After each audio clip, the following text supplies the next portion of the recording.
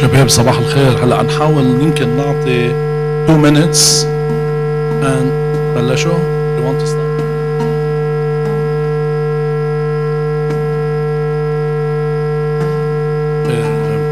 Good morning all folks. We'll start with the hip session and the first presenter is Dr. Alex Nahmi. You all know him, the Professor of Orthopaedics, Dean of the Faculty of Medicine at St. George. Alex will be talking from arthroscopy to periacetabular osteotomy. Alex, he is interested in hip preservation. And Alex, stage is yours. بظبط بدي اعطيني ستيج.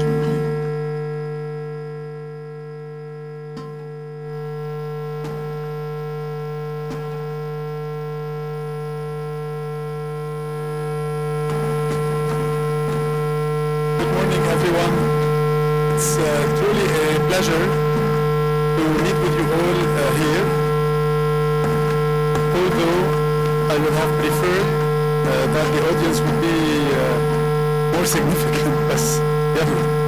So my first topic today is about hip preservation that has become one of the most exciting frontiers in orthopedic surgery. Over the past 5 years, we've shifted from symptom control to true anatomic restoration. Whether we're addressing impingement through arthroscopy or reorienting the acetabulum with a periacetabular osteotomy. Our goal remains the same: to preserve the patient's native hip, delay arthritis, and maintain activity for decades. The fusion of advanced imaging, precision tools, and refined surgical judgment is transforming how we think about the young pre-arthritic hip. This talk focuses on 5 key themes. First, how the goals of hip preservation have evolved. Second, major innovations in arthroscopic surgery. Third, modern refinements in periacetabular osteotomy. Fourth, how we decide between procedures in borderline dysplasia. And finally, the technologies that are redefining our precision, whether navigation, robotics, and biologics. Together, these developments are reshaping outcomes and expectations for our active young patients. Every young adult with hip pain deserves a chance to keep their native joint. Rather than waiting for degeneration, we now intervene early to correct structural issues like femoroacetabular impingement or dysplasia.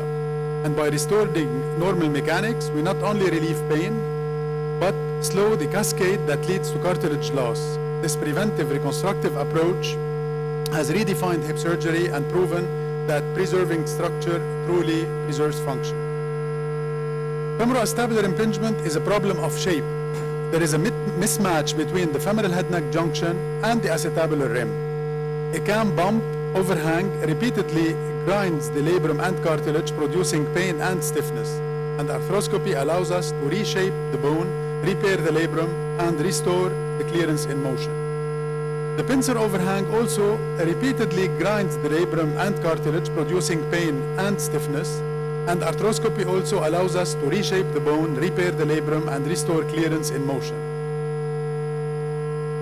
Recent years have completely changed hip arthroscopy. Now we are in the era of postless traction systems that eliminated the peroneal nerve injuries. The high-definition scopes and flexible burrs improved access and visualization. Capsular closure, very important, became standard, giving us stable yet mobile hips. And endoscopic work now extends outside the joint, treating deep gluteal syndromes. Each of these refinements has made arthroscopy safer, more precise, and far more reproducible worldwide. We've moved from trimming labral tears to preserving and rebuilding them. When viable, the labrum is of course repaired, but when not, it is reconstructed with tendon grafts or augmented to restore the fluid seal. These procedures consistently show over 85% clinical success with improved pain and stability. This shift in philosophy, preserve, restore, or augment, has become a cornerstone of modern hip preservation.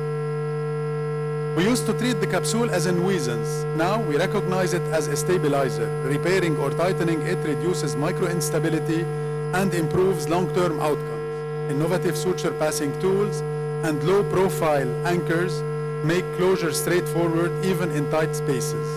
For patients with hyperlaxity, we can reinforce or even reconstruct the capsule using grafts like in the shoulder. بس أول ما نبلش التكنيك. The principle is simple: balance mobility with stability for an enduring repair. 5-year data show that hip arthroscopy treatment is durable. Roughly 94% of patients avoid total hip replacement, and most return to sport within 6 months. Complications are rare and usually transient. The best outcomes occur in well-selected patients. Younger active individuals with minimal arthritis and clear mechanical impingement. With refined techniques and improved selection, hip arthroscopy has evolved into a predictable, high-value procedure. What about dysplasia? For dysplastic hips, the issue isn't impingement, but insufficient coverage, as you all know. And PAO reorients the acetabulum to restore stability and normal load distribution. It's indicated when the lateral center edge angle is below 20 or when instability causes pain. When performed before arthritis develops, PAO dramatically improves longevity of the native joint and keeps patients active well into adulthood. The Bernese periacetabular osteotomy involves cutting around the acetabulum through small, controlled osteotomies while keeping the posterior column intact. This allows the socket to be rotated for optimal coverage and then fixed with screws. Modern muscle sparing approaches have reduced blood loss and recovery time, and despite the technical challenge, experienced centers achieve highly reproducible results with excellent alignment and function. And the last 5 years have modernized periacetabular osteotomy with minimally invasive exposures that minimize the muscle damage. 3D planning is here that lets surgeon rehearse corrections and print cutting guides. Navigation reduces fluoroscopy and improves accuracy. And augmented reality and robotic prototypes are on the horizon.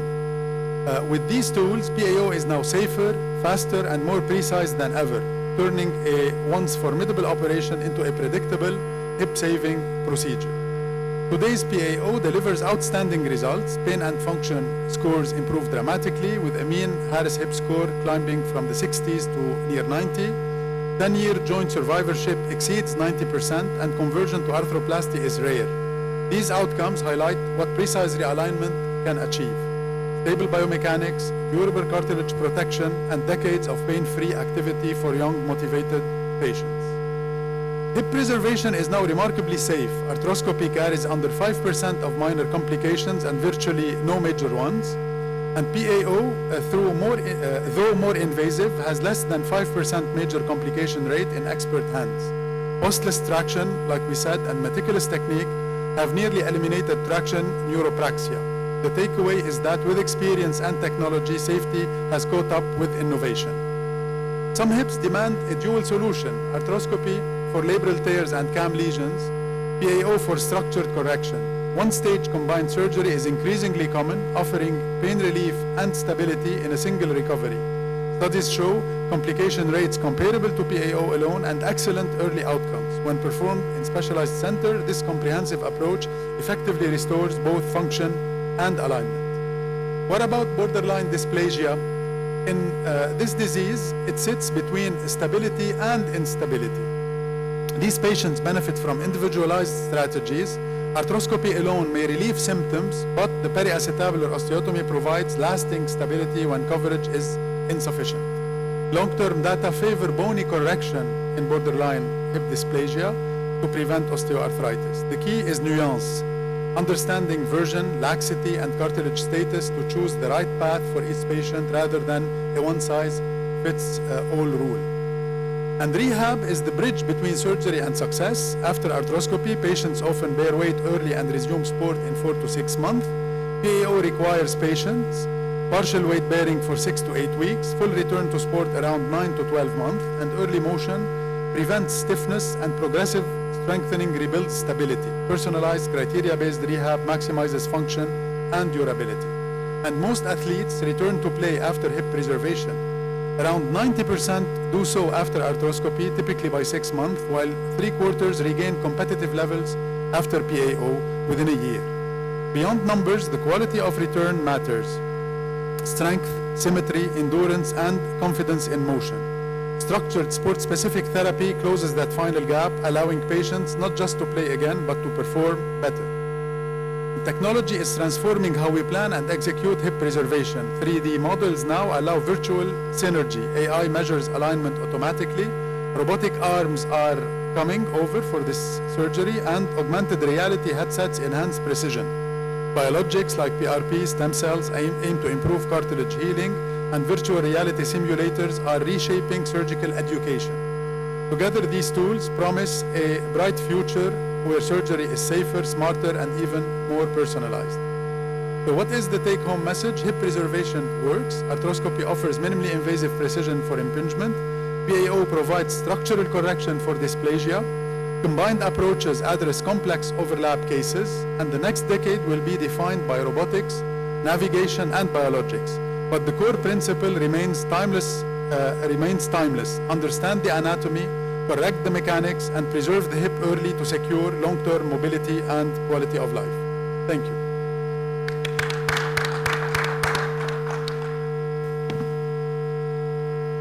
Thank you, Skandar, for this nice overview. Any questions from the audience?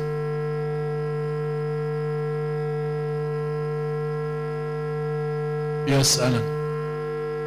Please. Hi, Alexandre. Thank you for this talk. Now it's becoming a trend to do everything in arthroscopy. What is, in your opinion, the minimum cases that you should do before getting used and do this hip arthroscopy properly? You mean alone, or what's the learning curve? How would you advise to start?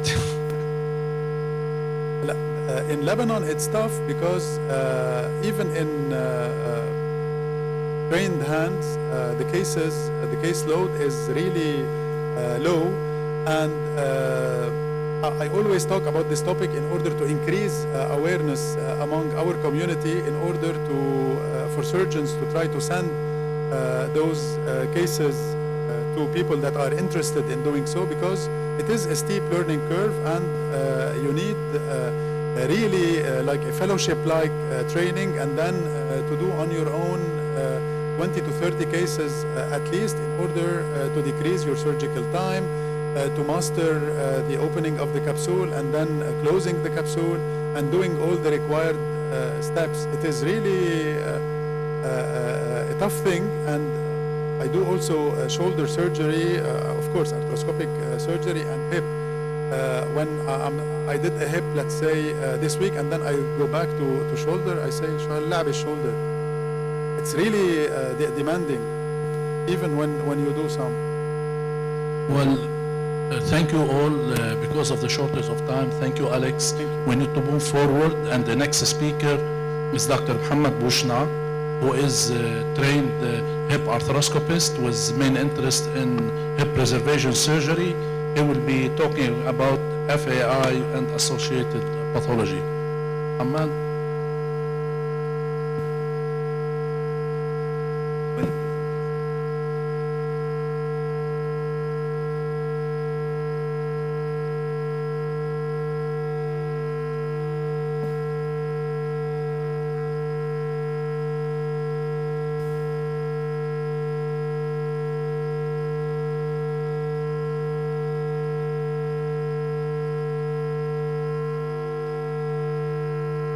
So, femoroacetabular impingement, hip pain, and associated pathologies.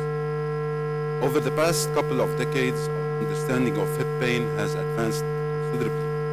Traditionally, hip pain was viewed in a binary way, so it was either an arthritic hip for whatever reason, or a normal hip joint. But now we recognize that numerous other pathologies can contribute to hip pain beyond osteoarthritis. However, the inconsistency between clinical findings and radiographic appearances prompted investigators to explore the underlying pathoanatomy in greater depth. This X-ray belongs to a 25-year-old athletic male patient who presented with right groin pain for around 2 years. As we all see, the X-ray is within normal limits. No signs of osteoarthritis, no subchondral sclerosis, no subchondral cysts, no dysplasia, and no signs of avascular necrosis. And consequently, the diagnosis was frequently attributed to non-specific causes such as sprain, tendinitis, varicocele, pubalgia, and sometimes inguinal hernia. But this was not the whole story. While the previous X-ray looked normal, this X-ray shows what we call CAM lesion with an alpha angle greater than 70 degrees. So when the right X-ray or the proper view is taken, the real pathology became clear and revealed itself. FAI, it's an abnormal contact between head, neck, and acetabular rim. We have the cam deformity, pincer deformity, and mixed deformities. FAI was first described in 1855 by an anatomist called Henley, who described abnormal femoral head-neck acetabular morphology. In 1898, Sir Alfred Pollen performed what is considered the first surgical correction for what he called that time mechanical femoroacetabular conflict. And in 2001, Gans described or revolutionized, you know what? Okay. Spoke about what we know today as FAI, and in 2003 he correlated FAI with osteoarthritis and described the first surgical hip dislocation for correction. Cam deformity is actually much more prevalent than what we think. It's prevalent in around 41% in high-level athletes compared to 17% in controls. So high-level male athletes are 2 to 8 times more likely to develop cam deformities compared to male controls. In ice hockey players, which are considered high-level athletes, 75% had an alpha angle more than 55 compared to skiers, which were the control group with 42%. So ice hockey players were 4 times more likely to have a cam lesion compared to skiers. One proposed explanation or hypothesis is that the cam morphology might actually provide mechanical advantage, helping generate greater hip power and leverage. Why should we care about FAI? We should care about FAI because of what we call upstream and downstream effects. So when hip mobility becomes restricted, the spine begins to compensate. The hip and spine work together as a single functional unit. So when the motion is lost at the level of the hip, the body compensates by increasing movement in the lumbar spine. And over time, this compensatory pattern can contribute to back pain and various lumbar disorders. The ongoing research right now, do back pain symptoms improve with hip corrective surgery? We don't know. A fascinating study from the Hospital of Special Surgery examined athletes participating in NFL Combine, which is the National Football League combined, the highest level of competition, and followed them throughout their professional careers to assess performance and injury risk. The results were actually striking. Athletes with reduced mobility and radiographic appearance of FAI had a 5-fold increase in ACL injury. And as illustrated in the graph on the bottom right, the more we have internal rotation in our hips, the less is the risk of ACL injury. This study also correlated between FAI and hamstring tendon pathology. 51 hips with FAI, 41% had hamstring tendon pathology, whereas 90 control hips, only 7% had hamstring tendon pathology. Patients with FAI are 8 times more likely to develop hamstring pathology. This study raises a question, actually. Should we address FAI in athletes with chronic non-responsive hamstring pain? We still don't know. We know that FAI can contribute to the development of osteoarthritis over time because of the ongoing mechanical conflict within the joint. And that's one of the main reasons why we place so much emphasis on recognizing and managing FAI. Differential diagnosis for hip pain in young population. Arriving to the correct diagnosis for hip pain can be quite challenging due to the complex surrounding anatomy and broad range of possible causes. Moreover, it's very important to not overlook the lumbar spine, which can refer pain to the hip region and often overlaps with these pathologies. Let's not forget about dysplasia. When discussing FAI, it's essential to recognize that femoroacetabular impingement and hip dysplasia can coexist at the same time. Hip dysplasia should be viewed as a spectrum ranging from frank dysplasia to borderline dysplasia and micro instability.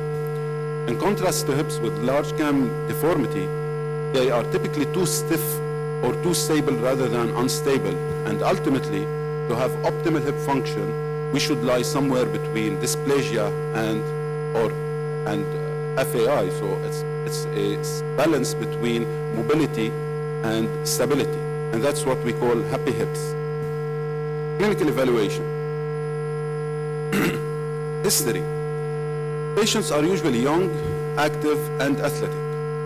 Symptoms, we should look at the onset, location, and type.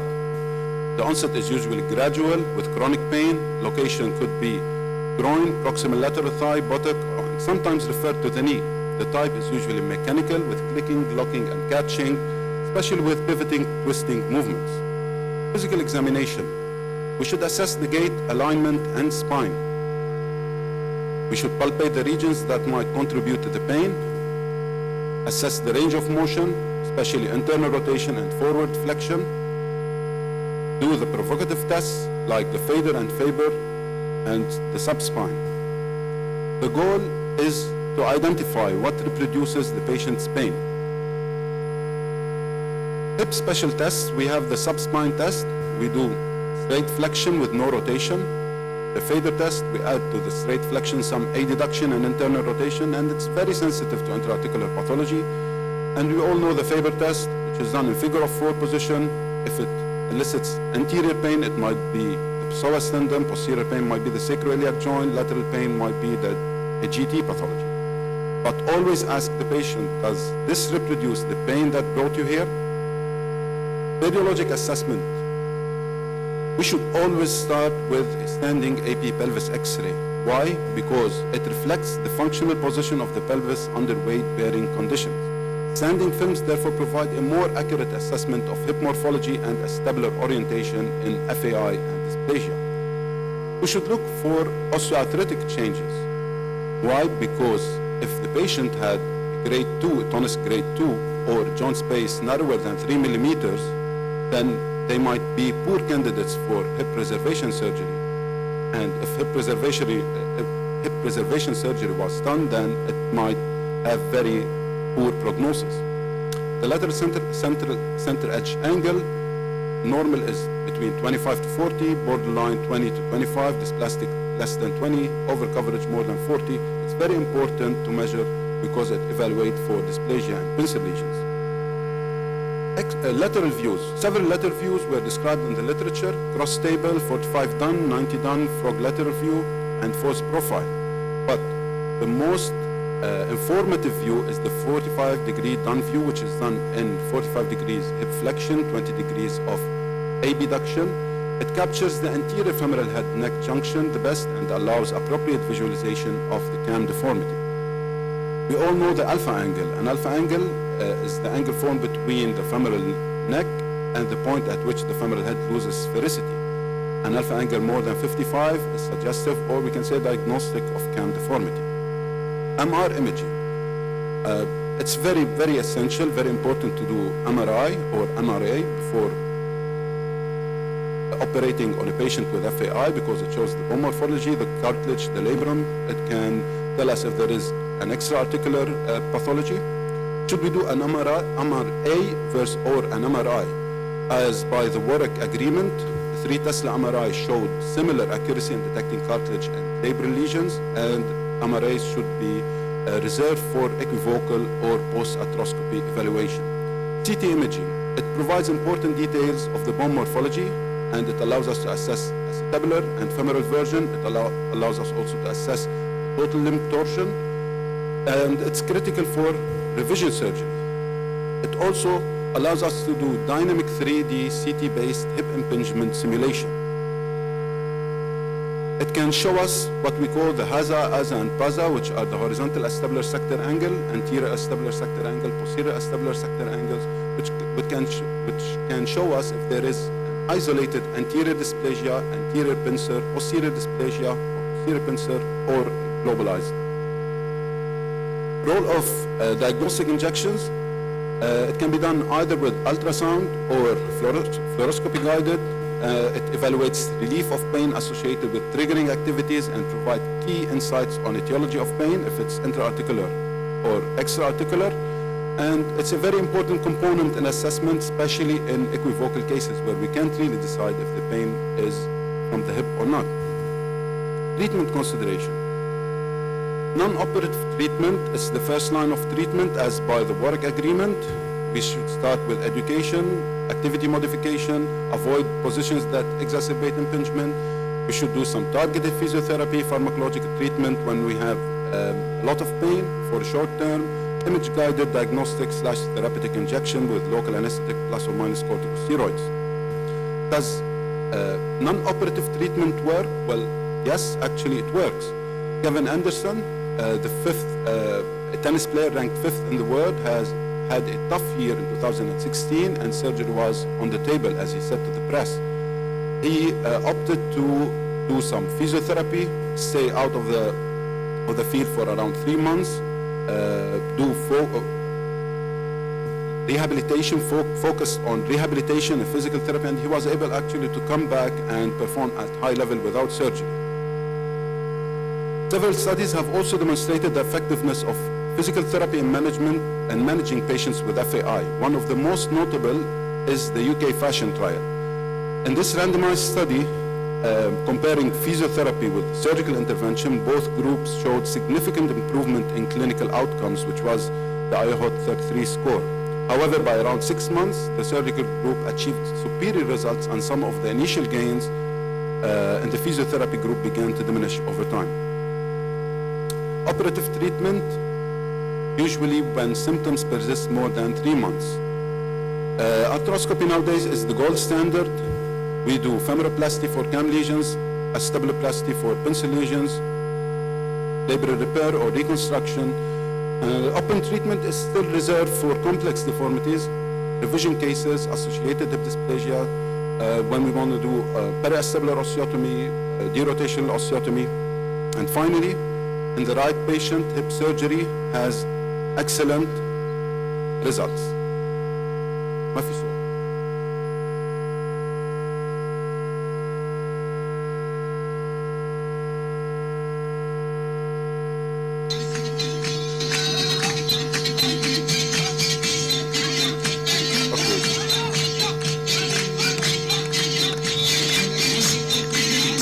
Thank you.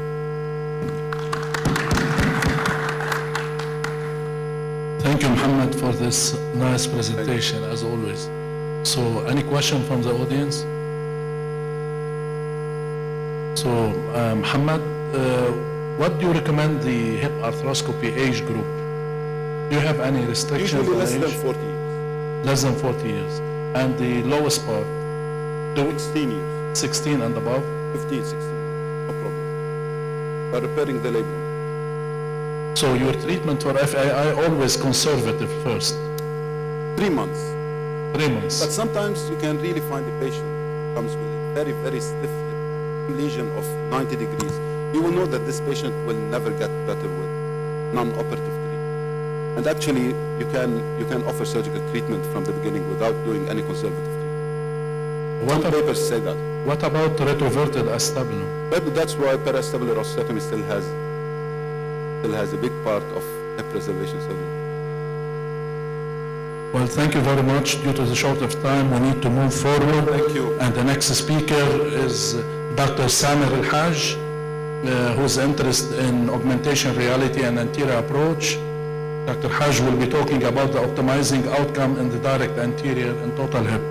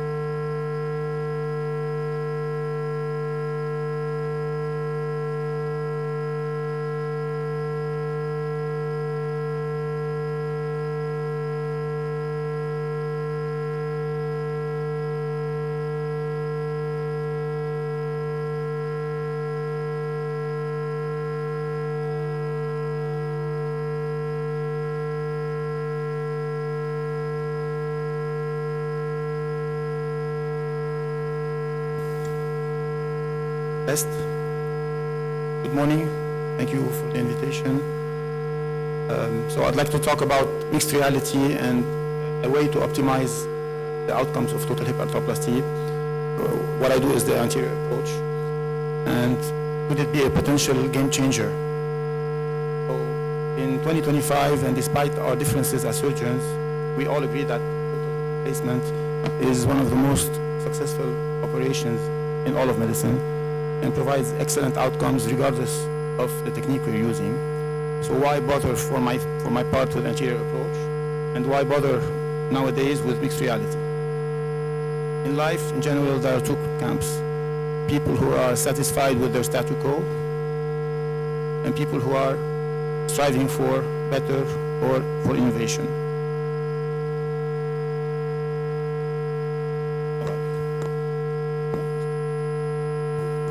Okay, right.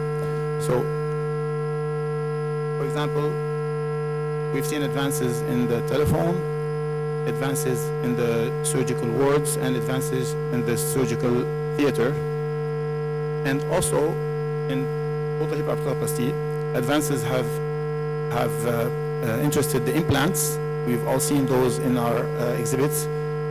Anesthesia, perioperative. I'll give you what I do in terms of perioperative management for total hip replacement. And this has changed tremendously my results. Surgical approach, of course, each one has his own preferred surgical approach. If you want to go to a direct anterior approach, you need to have done the learning curve. If not, you're gonna have some trouble. So it's a steep learning curve, but once you're there, you're there. And lastly, I'm gonna talk about the mixed reality. So concerning the perioperative changes I had in my practice, well, I moved away from everything related to anesthesia blocks, urinary tract catheters, drains. I haven't used the drain since 2012. My patients get no morphine, no other sedatives, no dolozal, no oxynorm, nothing like that. The residents have clear instructions not to give them those because they will just sleep, and we need to get them ambulatory and walking the same day. And I moved away from PCA, no anticoagulation except for the patients at high risk. So patients are risk stratified if they have a previous history of cancer or a thrombophlebitis or any thrombophilia, they will get Lovenox. If not, they don't. And we moved away from transfusion with the use of tranexamic acid. So I use the DAA, the direct anterior approach, tableless. I have a practically systematic use of intra-articular injections of ropivacaine or bupivacaine mixed with tranexamic acid, epinephrine, and some anti-inflammatories. I do that both in hips and knees. I only use paracetamol and NSAIDs, ice, early ambulation, and venous contention or intermittent compression devices. Now concerning the mixed reality, so this is the future, right? So it has been demonstrated in many areas, not only in medicine, but recently also it has lots of application in medicine, and it is kind of futuristic. I don't think it is. We're there. We're not in the future. We're there already. So this is a continuum between what the mixed reality that we're using is part of a continuum between reality and what we call extended reality. So it's science versus science fiction. This is we call virtual reality. It's very good for training residents or doctors.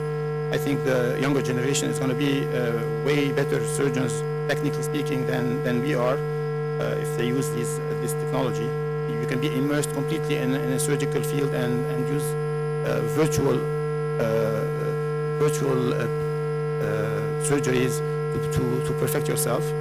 You also have augmented reality. We all have it on our phones. This is the Google Maps. Augmented reality is when you have a hologram or a virtual object which is put inside the reality that you have. When you're walking on Google Maps, you can have like arrows pointing left or right. That's augmented reality. So this is the continuum, and what we're using is somewhere in this area. So it's called mixed reality. We use holograms of the patient, holograms of the hip, holograms of the implants that are superposed on our real reality. And the cool thing is that the surgeon can interact with these holograms and can give them commands or edit them or move them around or slice them or whatever. So how does it practically go? We start with a CT scan of the patient, and then we go for the planning, and then we have a hologram. First of all, imaging, it's a high resolution CT scan that has to go from umbilicus to the knee, bilateral. I use Orox or Osiris, and I send the CT scan to the company with the cloud-based transfer. Okay, so what the company does along with me is the planning. So I do the planning, I send them my planning, they generate a hologram in 3 dimensions. I can modify it if I'm not happy with what it generated, and then they send it to my HoloLens, and from there I have holograms according to my instructions. So for certain cases I need a hologram of hardware that's still in place. For others I could need a hologram of a specific cut that is a bit atypical, etc. I do the plan, and I ask them to generate whatever variable I need. So these are the type of holograms that I can ask for: skin, muscle, bone. Right. There's a clip feature in this device. The clip feature allows me with just a simple move of my hand, like the palm of my hand, to create a 2D slice of the pelvis, let's say, or the anatomy that I have in front of me. I can see a real time, just by moving this hand like that, a real-time slice in any plane I want, indefinite number of planes, not only coronal or sagittal or axial. And I can look for depth of screws, etc. I have a clear view of the depth of the anatomy of the patient in front of me. And of course, what's more interesting in this case, it's the surgical plan. So my surgical plan in terms of cup positioning, which I have done on the CT scan and sent, will come back as a hologram placed in space on that pelvis, exactly where I put it. And I can interact with my helmet by just vocal commands. Tell the helmet, so show me the cup, show me the axis, the impactor, show me the acetabulum, show me my depth of reaming, show me etc. So it goes on, and or remove this cup. So I can change whatever variable I want just by vocal commands. So in terms of motion, we use these trackers, which are similar to QR codes, let's say, and the HoloLens has some kind of infrared cameras which resemble a bit the traditional navigation systems, only much smaller. So when I put these trackers on the patient, whenever the table goes up or down, or I rotate the femur and mobilize the femur, the hologram also moves with it. Just a couple of case examples. This is the first case actually. 21-year-old lady, bilateral DDH, multiple surgeries in childhood, not notably femoral derotation osteotomies, who presented at 21 with these hips, very painful, barely walking, bilateral, and on one side she had almost 80 degrees of femoral antetorsion. The other was also not so small, relatively big, but almost 80 degrees on the left side. And this is what I did in the first case. It was very useful to have this hologram, because, as you know, in these cases we don't have a clear view of the paleocotyle, and in order to get there, the hologram really helped me in terms of landmarking, and I was able to ream very low, used small cups, 43 dual mobility cups, and Wagner type stems to correct the derotation. It was a simultaneous bilateral direct anterior approach, followed by a femoral osteotomy to correct the Wimstep deformity. Another case, a 71-year-old female who has had acetabular surgery 25 years ago, and has worsening pain for 3 years now with severe limitation of mobility. This is her X-ray when she came. She has heterotopic ossification, some necrosis, some arthritis, trochanteric osteotomy screws, and plates and screws everywhere on all columns and walls, along with some cerclage wires from the outer to inner table of the acetabulum. So I included in this case the hardware. So they created a hologram of the hardware, and I could see the hardware without actually seeing it. I could know where it is, where each screw is, without actually seeing it. This is while prepping the patient, how it looks. The blue axis is the axis of my impactor, where I'm going to impact the here in purple is actually the hardware, and you see it here also. Hardware. So what I really see on my helmet is a better image than this. This is an image in 2D, what you're seeing. Actually, what you have to imagine that I'm seeing it in 3D. So this axis, two axes here, I have to aim my reamer or my impactor directly over it in 3 dimensions. It's like shooting. Aim and you shoot, and you get it right. And you see here the hardware that's there, which I actually didn't see. So I remove the pelvis. I keep only the cup and the hardware for this image. And see that I was able to place the cup without touching any screw.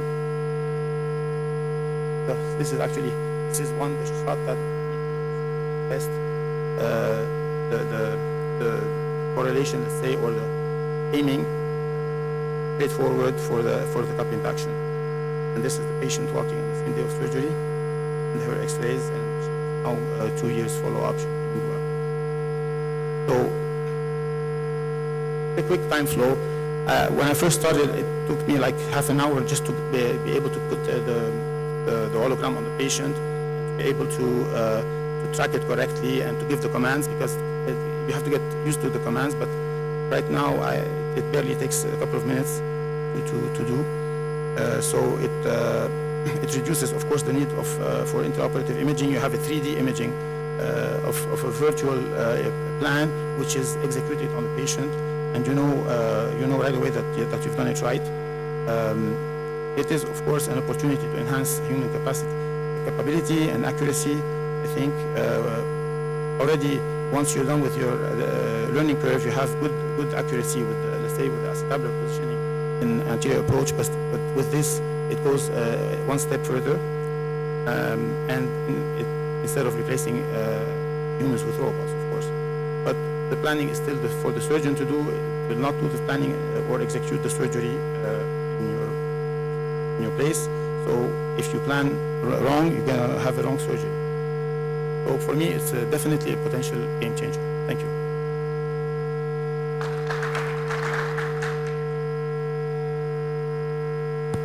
Thank you, Samir, for this nice presentation. Maybe the future will be yours and the new generation by using more augmented reality. So, any question from the ground concerning what Dr. Haj is talking about? Yes, Alain, please.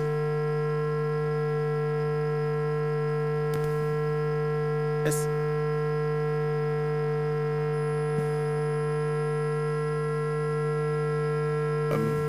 I would like to use it for every case. I propose it for every case. The company charges $500 or so just to create the hologram. So and it's not covered by insurance. So not all patients can afford that.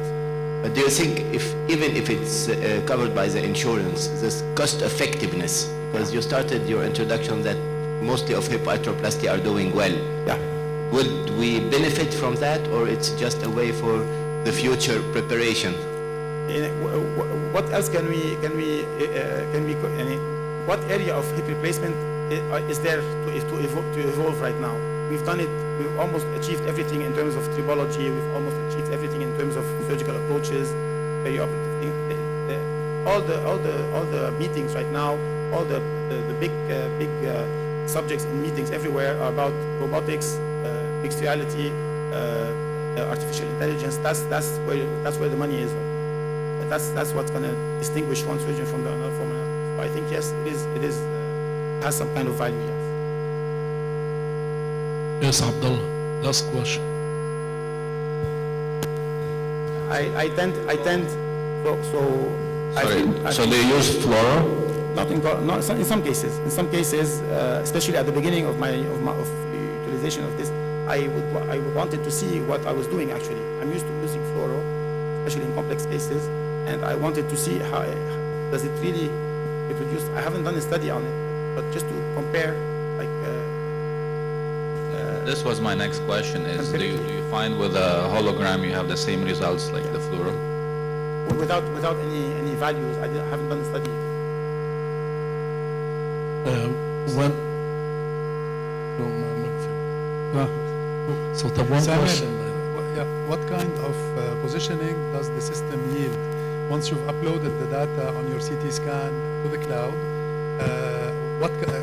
how is it supposed to give you the optimal orientation of the cup and of the femoral stem in 3D? It creates a hologram of your own plan. So you plan it in 3D on the CT scan. You plan the anteversion, you plan it yourself as a surgeon. You plan it yourself. You have to do the plan. I do the plan. On the CT, I do the plan. On the axial cuts, on the sagittal cuts, on the cuts in 3D, I give them the plan. They only... You determine the cup inclination, the cup version. Of course, that's my decision. That's my decision.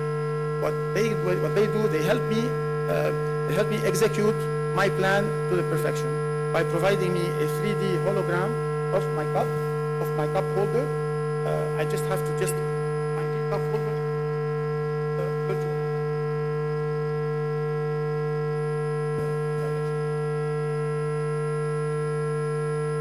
The plan is mine.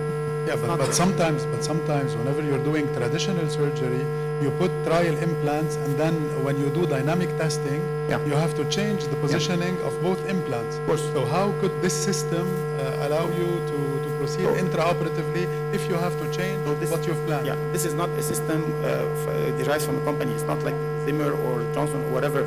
It's a universal. It's something. It's just mixed reality holograms. It's not a orthopedic company that does this. Okay, so I am aware of, especially in shoulder surgery, that of some softwares that are able to not only give you or help you with the planning, but also help you pre-plan the impingements that might be going on. I don't have that luxury. Last question was a quick question. The difference between navigation and augmented reality is you are not looking to a screen, you are looking inside your goggles, that's it? That's one of the differences. What I'm actually seeing... Practically, let's say for the tracking part, yes, but what I'm seeing is a virtual execution done in front of me, and I just have to superimpose myself on it. in navigation, you see it on the screen, but you are looking inside your goggles, that's it. If you want, yeah. I can also check for anatomical variance. Let's say if I ask the company to upload me the muscles or the vessels or the nerves, the patient has some variance, I can see them. So it has lots of advantages. Well, thank you very much for this nice discussion. We'll be moving forward for the next speaker. Shaheen Asi, you all know him. He's a chairman at LAU. He will be talking about intraoperative live measurement of femoral head size for acetabular cup sizing, simple, accurate, and green.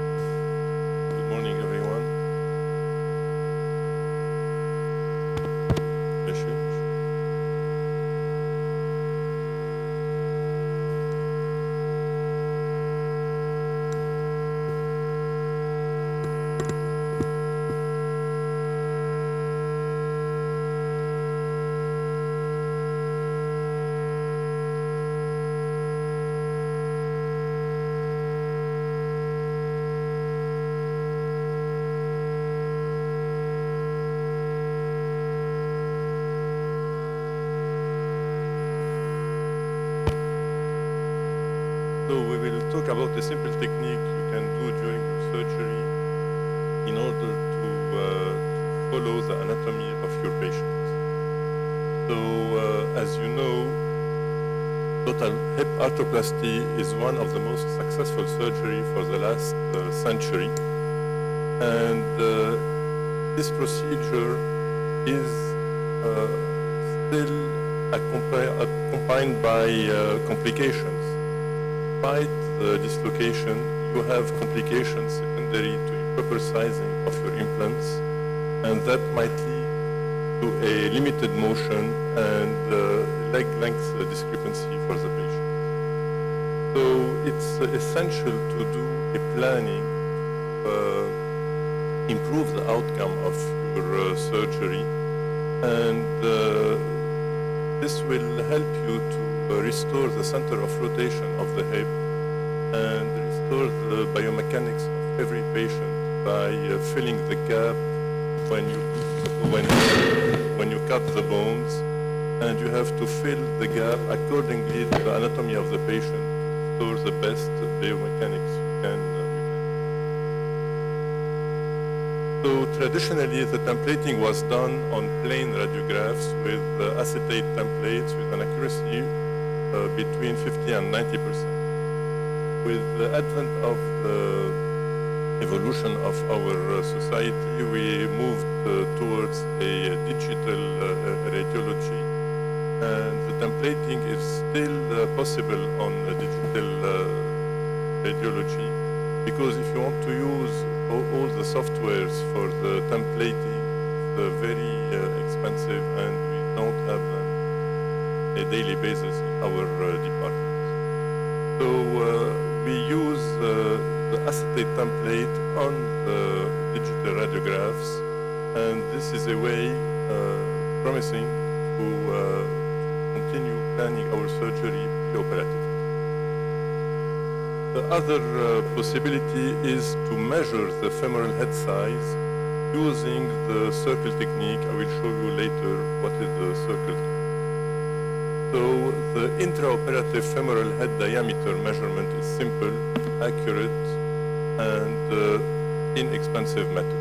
It has been published a few years ago by Ben Lulu that the intraoperative measurements of the head can predict the size of the acetabular cap you use with a cutoff point of 4 millimeters. But in his publication, he used many models of prosthesis, and there was many surgeons involved in this publication. But this method is very simple, reproducible, and it might contribute to the right size without having to destroy the environmental impact during the total hip surgery. So we did a study to demonstrate the correlation between the intraoperative measurement of the femoral head diameter and the size, the choice of the size of your implanted cup.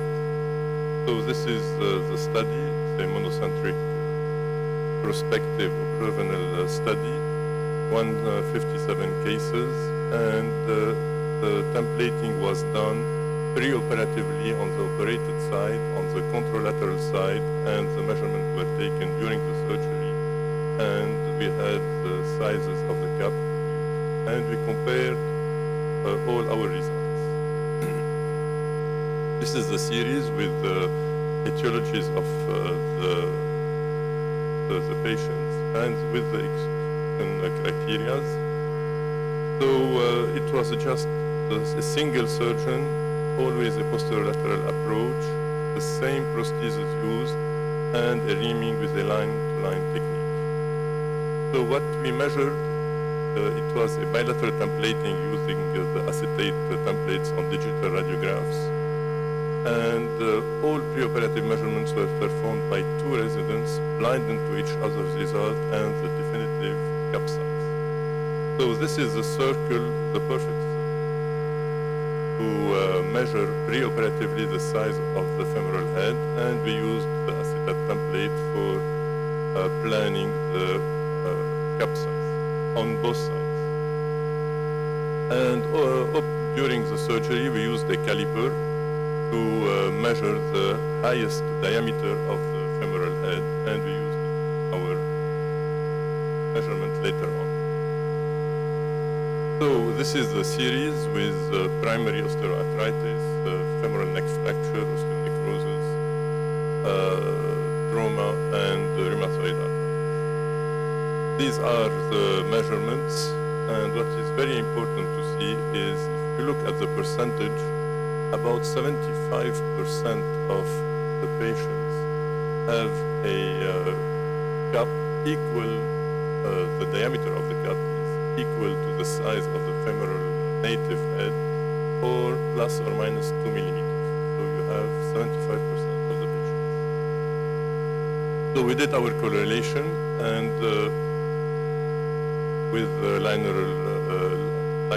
regression, and what is important to know is that the difference between the cup used, dual mobility cup used, and the femoral head, the native femoral head, was about 2 millimeters. Cut-off in our series was about 2 millimeters, even in the subgroup analysis, depending on the etiology of the patient. So the contralateral acetabular template was found to be better correlated to the cup size than the contralateral radiological head size. So the templating for us is the first step in achieving a successful total hip arthroplasty. Multiple templating methods were published with acetate templating, radiological femoral head size, but it might be affected by many factors. In the literature, we have two publications about this issue, but the use of multiple prostheses and multiple surgeons doing the surgeries were not very accurate to have a serious conclusion. So we published our study 2 years ago, and for us, measuring the femoral head size intraoperatively has been a common practice in our department, and the advantage of our study that it had a large sample and standardized material and measurements, and we were able to validate that the measurement of the femoral native head during the surgery has a very highly correlation between this size and the size of the final cup used during the surgery. So this method is simple, there is no extra cost, and it enhances the OR efficiency by reducing the reamer usage and saving time while ensuring satisfactory cup replacement and minimizing complications. So when you are in your surgery and you think that you have to use a cup with a diameter superior to 2.5 millimeters than the native head, you have to ask yourself questions. Maybe you are on the wrong way. So you have to be careful. Thank you for attention.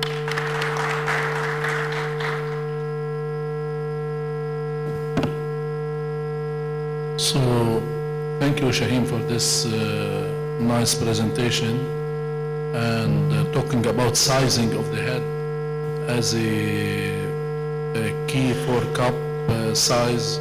I think it works well. So, what is any question from the audience? Yes, Alan. اشتقنا لك ألم كيف سويسرا؟ Thanks, Shaheen. Shaheen, did you see when you measure, you didn't understand the populations that you have if the patients have any osteoporosis, because this can affect the reaming, to position the cup, the stability of the cup. And did you, or do you have any plan to calculate how much this time saving is cost efficient for your operation? You measurement.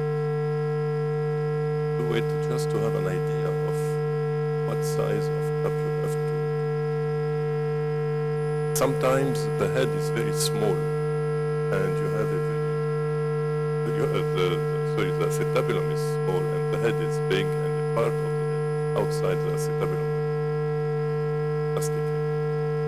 So if you follow the diameter of the acetabulum, you cannot have the perfect size you need for replacement and to have the offset.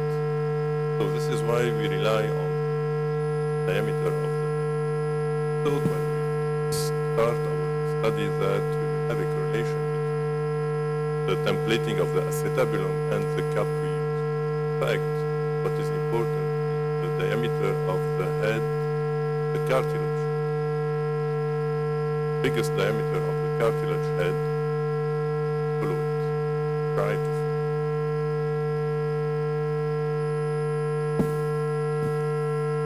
Abdullah? Dr. Oz, do you find that you're now opening less reamers for your cases? You're opening less reamers? I didn't hear you, sir. Are you opening less reamers for your cases now? But this is the idea. The idea is personalized dream, single use of the systems. Have to use just one or two. Save a lot of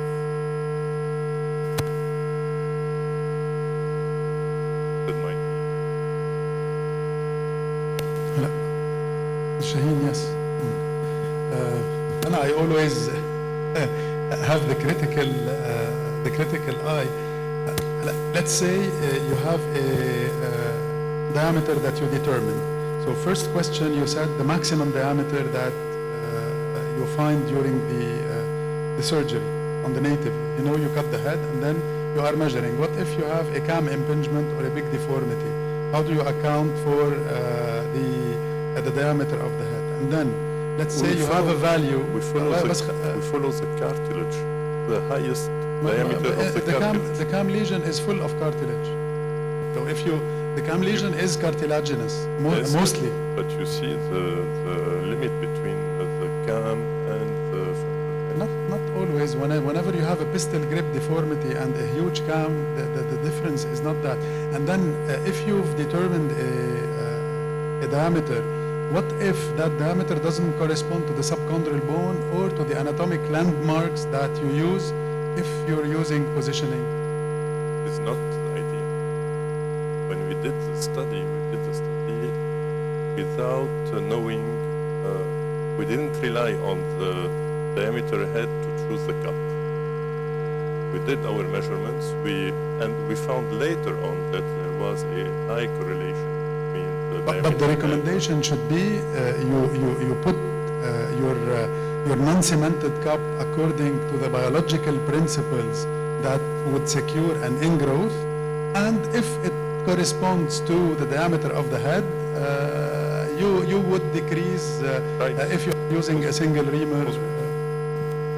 I think this works in a good number of the cases, but in dysplastic, maybe type 2, type 3, or coxa magna, I don't think it will work يمكن. because the difference of Yeah, maybe, bench. maybe. Yeah. Thank you very much, Shaheen. We need to move for the next talk. Will be presented by Iskandar Naimi, the chairman at St. George and the dean. He will be talking about the spinopelvic dilemma with the functional cup.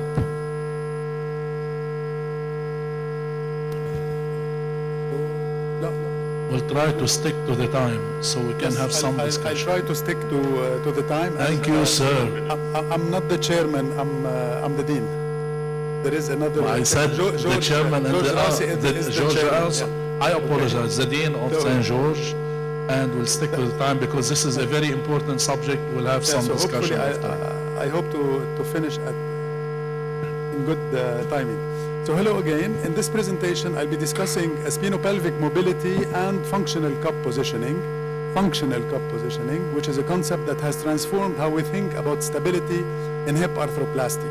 We'll explore how spine and pelvis dynamics influence cup orientation, what recent research reveals, and how we can personalize our surgical planning to improve outcome. Why is this important? Well, because hip instability remains the #1 cause of revision total hip arthroplasty after infection. It consistently represents around 18 to 20% of all revisions. So this is an important topic, one that directly affects re-revision rates. The goal today is to highlight how proper planning and positioning can help us prevent these failures and avoid re-revision total hip arthroplasties.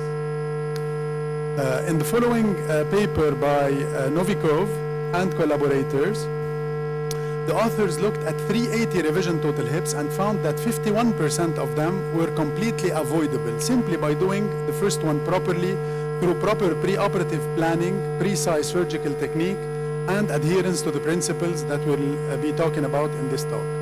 The leading preventable cause were suboptimal component positioning, intraoperative fractures, early aseptic loosening, undersizing with subsidence of the femoral component, and symptomatic leg length discrepancy, all avoidable with good planning and execution.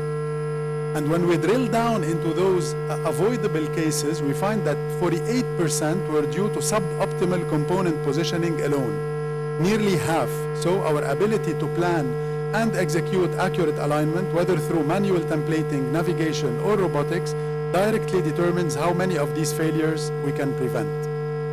When you start thinking about why hips dislocate, there are many possible causes: the cup, the femur, abductor deficiency, impingement, late polywear, or an unclear etiology, as per this famous Mayo Clinic paper that was published in 2012. The hip-spine relationship specifically covers 3 of these causes: the malpositioning of the acetabular component in terms of combined anteversion, impingement, and within the unclear group, cases in that dislocation group of hip-spine issue that was simply not recognized back in 2012.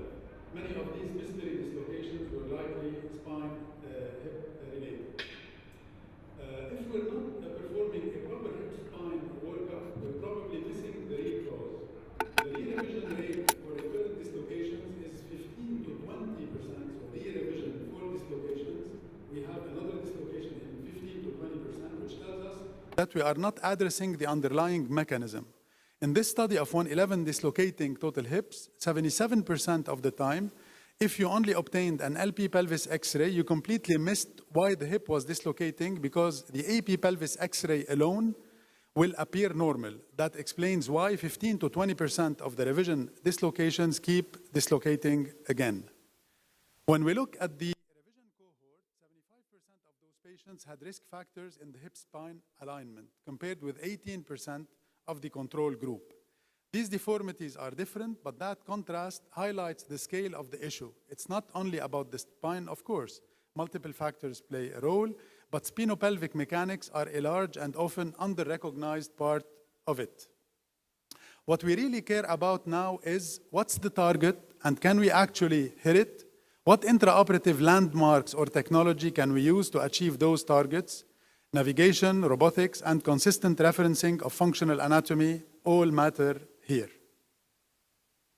Our traditional targets are evolving. Historically, we relied on the Lebanese safe zone, but at the Mayo Clinic, half of their dislocations were actually within that zone.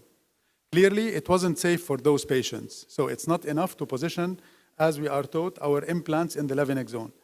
That insight changed how we should define acceptable orientation. Another important paper re-evaluated Lebanese 5 to 25 degrees anteversion range and found that the lowest hazard for dislocations occurred around 27 degrees of anteversion, with an effective functional range of 18 to 38 degrees. And many surgeons among you here in the audience and worldwide resist aiming that high. But remember, this analysis was approach agnostic. In other words, the orientation that looked excessive anatomically was actually safest functionally, and we should aim for functional positioning. It is mandatory for every patient who experiences a dislocation to undergo a standardized workup. We should obtain standard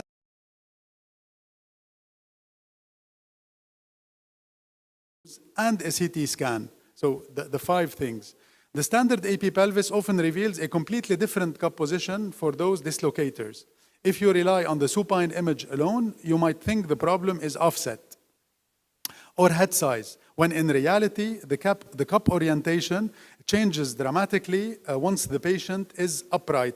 When you compare between the right and the left side, you see here on the right image of the screen how the position completely is different when the patient is standing. It's no longer about a simple liner exchange or bigger head, it's an issue.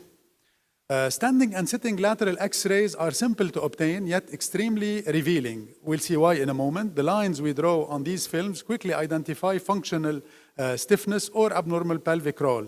These views are essential to the diagnostic algorithm. Here we have the sacral slope and the pelvic incidence, and it is the change in the sacral slope between the sitting and the standing position that would be indicative of how things would go. In normal mechanics, when a person sits, so the right side of the screen is the sitting position, the pelvis rolls posteriorly. That's a posterior tilt that opens the cup, allowing for greater flexion without impingement. And most posterior dislocations occur while sitting or bending forward. Rollback protects the joint. In a stiff spine or fused pelvis, that red reference line of the sacral slope barely moves from standing into sitting. شوفوا انه ما عم تتغير على ما بعرف اذا عم ببين هيدا. So it's not changing. The sacrum stays fixed, so the functional change that should open the cup never happens. And because the pelvis doesn't roll, the cup doesn't open. The patient leans forward, impinges earlier, and dislocates more easily. That's why understanding hip-spine motion is essential. It explains these recurrent impingement-related dislocations. Here you can see the difference. With a normal rolled back pelvis, you achieve flexion to 90 degrees and internal rotation up to 70 before impingement.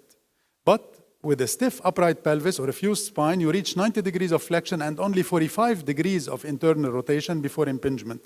You lose 25 degrees of safe motion. It's not purely a cup position problem.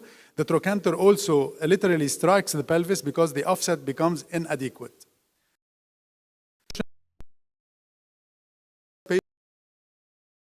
Preoperative planning, we use the Wytgorczyk classification, which links spine alignment and mobility directly to hip stability. Alignment is measured by the pelvic incidence, lumbar lordosis mismatch, PILL mismatch.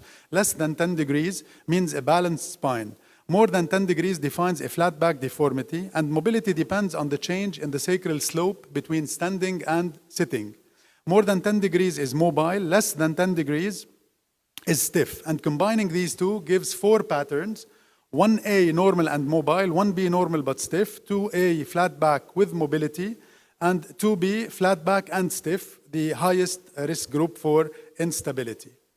In type A spine, here the X-rays show a normal alignment and a normal mobility. The PILL is less than 10 degrees, and the difference in the confirms a balanced flexible pelvis. So when sitting, the pelvis tilts posteriorly and naturally increases cup anteversion. Standard angles of positioning, 40 degrees of inclination for the cup and 20 degrees anteversion are ideal. The risk of dislocation is very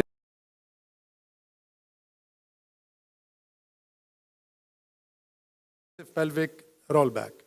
In type 1B, the alignment remains normal, PILL is less than 10 degrees, but mobility is reduced. The difference in the sacral slope is less than 10 degrees. The pelvis fails to roll back in sitting, so functional anteversion doesn't increase.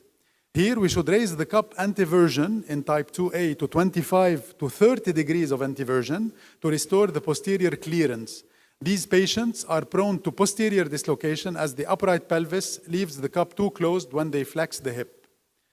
Type 2A combines a flat back deformity, PILL, more than 10 degrees, with preserved mobility. The difference in the sacral slope is more than 10 degrees, and the pelvis starts retroverted, so the cup is already functionally anteverted in standing and tilts further in sitting. This pattern carries a risk of anterior dislocation in extension or standing. To balance this, we need to slightly reduce the cup anteversion to 20 degrees to avoid excessive forward opening.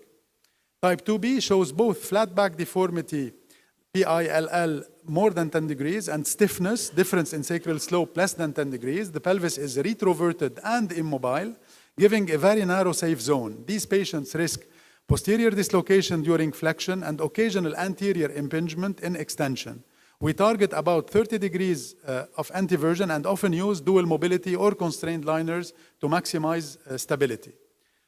This is a real example of type 1B spine that shows why in stiff spine situations we need to increase the cup anteversion to gain posterior protection and add offset to move the trochanter further from the pelvis. These adjustments restore range before impingement and improve stability. And the CT scan is important because in recurrent dislocations, like in this case, the cup was ideal, 40 degrees of inclination and 27 of anteversion, right within the safe zone, but the stem had 55 degrees of anteversion, and this information is done by the cuts of the CT scan, and knowing that in advance explains the dislocation pattern and guides us to revise the stem, restore normal version, increase offset, and select a larger head. Beware the type 2 with Gorchik, because it's the worst case scenario. One can actually prevent this preoperatively. One should be aware of the situation when the preoperative AP pelvis view projects as an outlet type AP. تطلعوا على ال AP pelvis X-ray بتشوف فيها an outlet type. وقتها بيكون spontaneously ال AP pelvis مبين مثل كأنه outlet. These patients carry an 8 to 15% risk of dislocation even in primary total hip arthroplasty. An additional standing lateral view shows marked posterior pelvic tilt with the ASIS behind the pubic symphysis. And that identifies that risk early. This is a similar case. On initial imaging, everything appears fine. The components look well aligned, yet something doesn't add up clinically because 2 weeks post-operation, the patient felt a pop just rolling in bed, and 2 days later dislocated again. The resident calls, Mrs. X is back. The cup looks acceptable, but clearly something else is driving the instability. When we follow the protocol and obtain standing X-ray, the reasons become obvious. The cup isn't in its functional position. Every single one of these cases shares the same finding, posterior pelvic tilt leading to excessive functional anteversion when the patient stands. That's why the standing lateral view is crucial. It shows the true deformity. On the supine film, the spine looks balanced functionally. It's far from it. These patterns represent the majority of anterior dislocations we see, and surgeons using an anterior approach need to be especially cautious. We have to identify these cases preoperatively and plan accordingly. At that point, your options are either to revise the cup to a new orientation or to use dual mobility like we are all doing now. And revision is also important. The latter provides a much lower risk, the double mobility of redislocation than a 40 millimeter head, particularly in the setting of a residual deformity. And once corrected, these patients generally remain dislocation-free, and appropriate version and offset restore the stability envelope that was missing the first time. This is another case, but this time in a primary situation. The total hip here looks perfectly straightforward. The patient does have a history of spine surgery, yet the supine AP pelvis looked normal, no obvious outlet view. But once you obtain the standing X-ray, it's clearly an outlet view, and the standing lateral shows a huge posterior pelvic tilt. A 20 degrees posterior tilt, in fact, adds 15 degrees to the functional cup anteversion. So if you implant it at 25 degrees, that cup is effectively working at 40 because of the deformity. And this patient isn't standing normally. The spine deformity forces the body forward and the pelvis backward, and the result, the cup functions at 40 degrees of anteversion unless you adjust your plan. So recognizing that preoperatively lets you prevent these otherwise unexplained dislocations. In summary, about 50% of the revision total hips we perform could have been prevented with thoughtful planning and meticulous execution, and combining imaging, templating, and functional assessment before the first incision. And if you ignore the hip-spine relationship, remember that 77% of the time you'll think everything is fine while completely missing the root cause. Understanding these mechanics let us target the true pathology and reduce avoidable failures. Thank you for your attention. Well done. You respected the time. Very nice and very difficult subject. Perfect. Thank you. Thank you, Rida. Floor is open for discussion for 3 or 4 questions. Any questions from the floor? So for you, Levinek is dead. It's not dead for the type 1A, it still stands. يعني teaching to our residents should be to position the implants in the Levinec recommendation, but we need to add a standing AP pelvis and lateral sitting and standing in order to try to identify those stiff pelvises. I found this classification very useful in order to orient and inform my practice in whether to put the cup in a bit excessive orientation in type 2A, anterior anteversion, I mean, or in 2B to reduce the anteversion, 2A to reduce the anteversion in order to avoid the anterior dislocations that might occur. So it is informative, and I don't pretend that I'm applying this protocol in my daily practice, but I'm going to start to do it more and more, because sometimes you are satisfied, you've put your hip, and then you don't understand, you are within Levinec zone, and the dislocation occurs in spite of using double mobility sometimes. There's nothing to do. Skandar, do you think in cases of scoliosis and multiple or segmental fusion, do you recommend EOS preoperatively for a hip replacement, or you don't need to do that? EOS will give you the information for the whole spine and for with the relation of the pelvis. But if you have a lateral X-ray that will inform you about the sacral slope, the pelvic incidence, standing and sitting, it should be enough, because we don't have access to EOS for every person here. At Hotel Dieu, they have access. No, I'm saying theoretically, these patients, they need EOS, or you are satisfied just by an AP standing and the lateral or the hip? From my readings, it is enough to obtain a standing regular X-ray and a standing and sitting lateral X-ray. You just have to be familiar with how to calculate the sacral slope and the pelvic incidence. Well, thank you very much for this nice presentation, Skandar. Good job. We'll be moving for the next talk. Dr. Wael Bayoud, who is interested in hip preservation, anterior approach, and who will be talking about strategies to prevent instability in primary total hip. Dr. Bayoud, he is now practicing in Bellevue, isn't it, Wael? In Bellevue, in Rizq. I'm sorry. So with LAU and Bellevue. Most welcome, Wael. Thank you. So we will talk about the strategies how to prevent the instability in the primary hip arthroplasty. So first of all, we have to note that the prosthesis dislocation is a very big burden. Why? Because it is a very frequent operation after the hip arthroplasty. The incidence is between 0.2 and 7%. And we have to note that it is the third cause of revision after the aseptic loosening and the infection. The important thing is that around 50% of the dislocation, they occur in the first year, especially the first 3 months. As we said, it is a very big burden. Why? Because over 60% of patients who are operated of a primary total hip arthroplasty that we receive with a dislocation, over 60% of these patients will come again for another dislocation.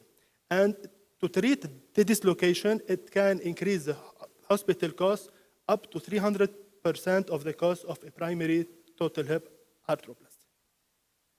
So it's clear that we want to prevent it and not to cure it. We have to know that it is a multifactorial issue. So first of all, the instability, it can be a component malposition, it can be patient-related factor, and it can be a soft tissue imbalance. So not to have a dislocation, it starts at the clinic. So we have to take pre-operative measures. First of all, and it's very important, we have to identify who are the patients that are at risk. We always have primary total hip patients, and we say, okay, it looks like an easy case. It's a classical case. So now we have to look for who are the patients that are at high risk. First of all, patients who present a neuromuscular diseases. The patients with cognitive disorders like a Parkinson, acquired brain injury, and a spinal cord injury. and epilepsy. Furthermore, we have to check for hip deformities. We have many patients who has since childhood hip deformities in the acetabulum or in the femur, and we receive a lot of patients who were previously operated of their hips. So the more surgeries this hip has occurred, the more risk we have for instability. We have a study by Carter who found a dislocation rate of 32% in cases of repeated revision total hip arthroplasty compared to 15% in cases of first-time revision total hip arthroplasty. So the more this hip has undergone operation, the more risk we have for instability. And of course, the more this hip has been operated, we have severe acetabular and femoral bone loss, so it will be difficult for the operator to orient or to put the components the way he wanted, and it will be difficult to restore the center of rotation of the hip, especially for the laparoscopy above 3. Then we go for obese patients. Obese patients are patients with high risk of instability. We have many hypotheses. We say that the obese patients had deeper working space because they have big thighs, so the surgeon can have problems to put or to install the implants the way he wants, because we have a lot of soft tissue and fat. And the bigger legs we have, the bigger lever arm we have, so the bigger forces we have for instability. We have also to pay attention for patients with ligamentous laxity and for AVN. So for AVN, the issue is not very clear why patients with AVN, if we do a primary total hip arthroplasty, we have higher risk of instability. But the study by Yoshimoto, he says that it's possible because in the AVN, we have reduced soft tissue stiffness. So after the operation, because we have a reduced soft tissue stiffness, we have higher risk of dislocation. And we have to know that a big part of patients with AVN, they are consumers of alcohol and steroids. So probably this can also affect the soft tissue tension, and we will have problem after the operation. It's very important to also check for abductor deficiency or the muscle tendon by itself if a patient have, like in this case, we have a case of degeneration of the abductors, or if a patient have a trochanteric non or malunion. Because if we don't have forces who stabilize this hip, this can be a problem. I will go very fast because this topic was given by Dr. Nahmi. It's important and primordial to assess the spinopelvic parameters through X-rays done in standing and in sitting positions. As Dr. Nahmi said, as one goes from standing to sitting, the sacrum tilts posteriorly, the lumbar lordosis decreases, and the acetabulum anteverts more to accommodate a flexed femur. We can check here in this table the changes that we have and the parameters between the standing and the sitting position. So we have increased risk of dislocation if we have a lumbopelvic mismatch. So it's a PILL angle above 10. If we have a high pelvic tilt and a low sacral stop when the patient is standing. And furthermore, it's important to have a combined sagittal index, the CSI. It is the angle which is the sum of the sacrofemoral angle that we can see here in the green angle and the sagittal acetabular inclination. So usually we are searching for an angle between 200 and 250. So if we have a high combined sagittal index above 250, we will have increased risk of anterior instability. And if we have a low CSI when standing, we have increased risk of posterior instability. Then, after I have identified my patients, after I have checked my spinopelvic parameters, I have to optimize my patient condition. So we have to take a lot of attention for obesity, for diabetes, and for anything related to malnutrition. At the end, I have to prepare my hip. So it's very important to do a good planning and good templating. Nowadays, we have a lot of 3D templating software. We prefer them over the 2D templating. Then, what are the measures I should take during my operation? So I have done my homework at the clinic. I looked at the X-ray. I examined the patient. I took history. Now, during the operation, what are the things I had to take to more attention? First of all, I have to select the appropriate surgical approach. I'm a big fan of anterior hip arthroplasty. All my hips are anterior, but we have a lot of surgeons, or most of the surgeons still do the posterior lateral or the lateral. We have to know that the posterior approach used to have a lot of dislocation issues, but now we know that with meticulous and robust soft tissue repair, especially for the short external rotator and for the capsule, and the use of the double mobility cuff, we have approximately similar dislocation rate between the anterior and the posterior approach. A big message: choose the approach you master. So it's not a fancy thing to say, I do the anterior approach or the posterior approach. You should do your hips the way you know the most. Then I have to optimize my implant positioning, how to put them. The old lower neck safe zone is not always safe. As Dr. Nami said, we have a big chapter, it's the spinopelvic parameters. We have to think of each patient by itself, and we have to remember that if the patient have been previously operated, we have an altered anatomy. This is why we are using more, in the word, more and more the assistance and the navigation to prepare for the operation. A quick example, we have what we call a stuck standing position. So in these patients' pelvis is fixed in anterior tilting. So we have to pay attention during the operation. I have to aim for a higher anteversion of the cup. If the patient is what we call a stuck sitting position, so the pelvis is fixed in a posterior tilt, so I have to decrease my anteversion. And if we have a spinal hypermobility, we have to go into a more inclined acetabulum to cover this instability, and usually we prefer to decrease a little bit of my version. Then, what are my implants? So I decided I want to put my implants like this, but what are my implants I will use?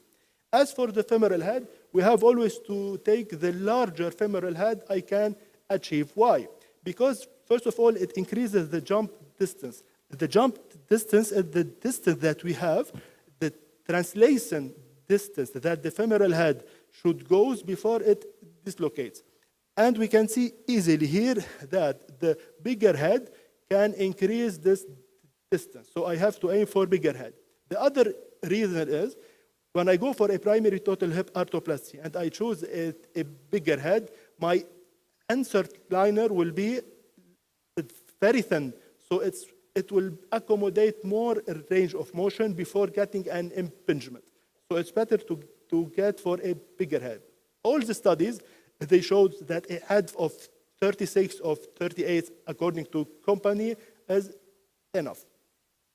On the opposite side, as for my acetabulum, I have to take the smallest stable cup I can achieve. Why?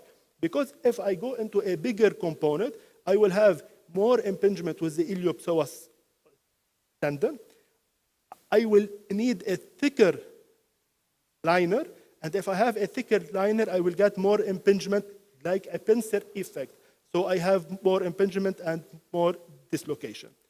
So a study by Kelly, he showed that if I go with acetabular component more than 58 millimeters, I can have higher risk of dislocation. And a study by Robinson shows if we are obliged to take an acetabulum more than 58, it's preferable to take big heads to achieve more stability. Don't forget that we have other options. So, for example, we have elevated rim liners. So it's a liner with a more prominent aspect on the lateral side. It can help us to achieve more stability, but pay attention, it can cause more impingement and more instability.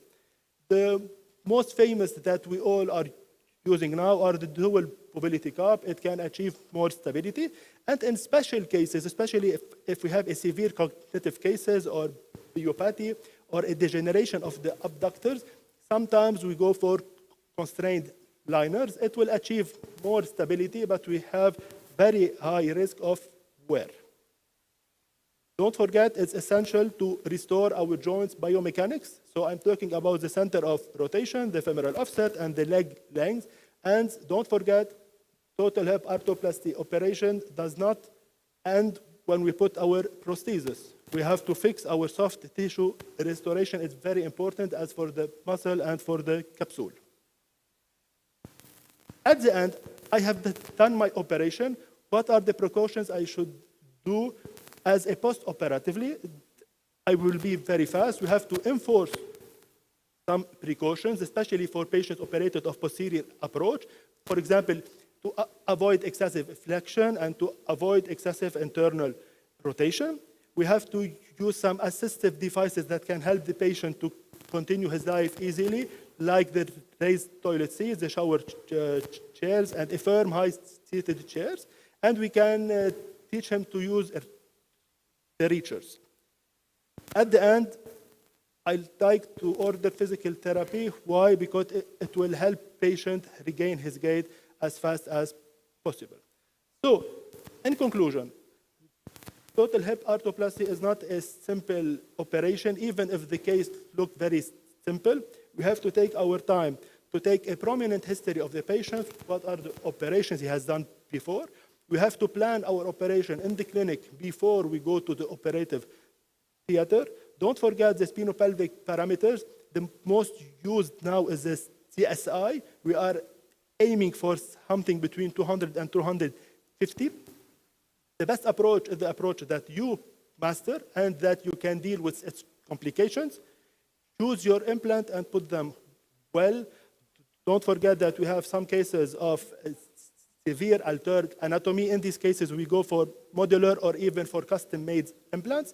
And at the end, don't be shy to refer your patients to a high-volume surgeon in case of very difficult cases or to ask for his help. Thank you.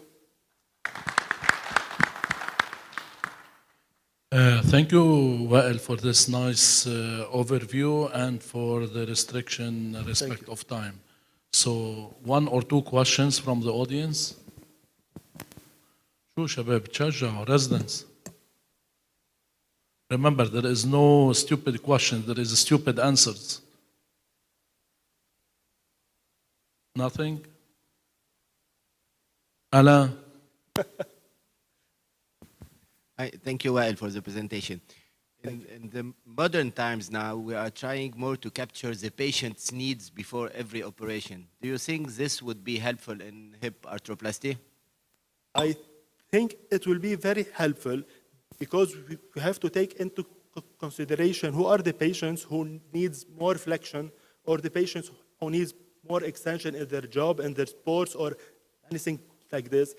Sometimes I don't have big experience as this, but after the talk of Dr. Alexandre, we can say that sometimes if we altered a little bit of our acetabulum or the version of our femur, we can reach more flexion or more extension in a very stable way. So I think we have a place of this. Yes. This year in the European Hip Society, I was really astonished by the European guys saying that their problem is in dislocation, not in infection. Deep in my mind, I thought that the infection is the problem in hip and knee arthroplasty, and in hips it's infection. Now they are talking about dislocation. The use of the DM cup is an option, but it's not an anti-dislocation cup. I think for the residents, respecting the anatomy, it's not the approach, respecting the anatomy, restoration of the biomechanics, as Dr. Wael is saying, is a key element in this problem. I would like to thank you all for this first session. We'll have around 7 minutes of, 10 minutes of break, like Mr. Chairman is saying, and we'll be back.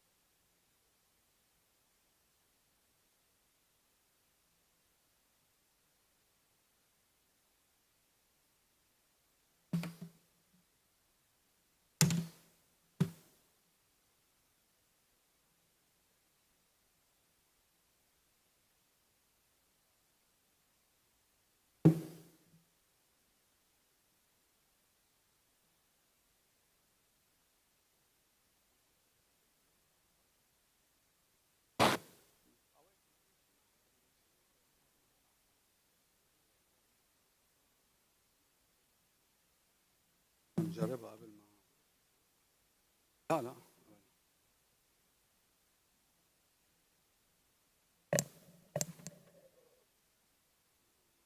أو فصلهم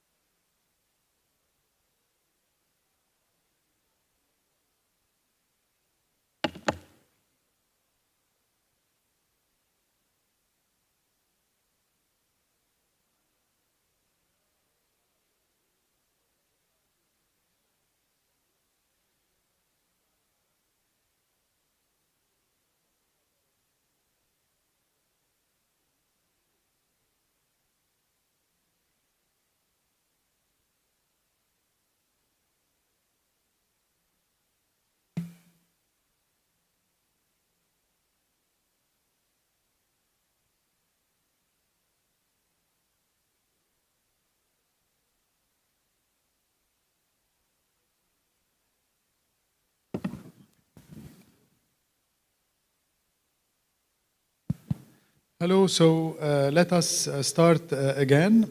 I would like Dr. Gabi Haikal to come to the podium to talk about revision of the femoral side in bone loss, modular and monoblock option. Dr. Gabi Haikal is a great adult lower limb reconstruction surgeon. He practices at Hotel Dieu and in Mount Lebanon, and he is one of the top surgeons of the specialty in the country with many residents. I leave the podium to you. Thank you, Alex. So I will talk about the revision of the femoral stem using modular or monoblock options. I will start as for any revision of the femur with the classification. There's many classification from 1 to 5. This is the Paprowski classification. Type 1 is a little, it's almost a normal bone or little damage to the proximal femur. To the type 5 is a severe damage of the entire femur with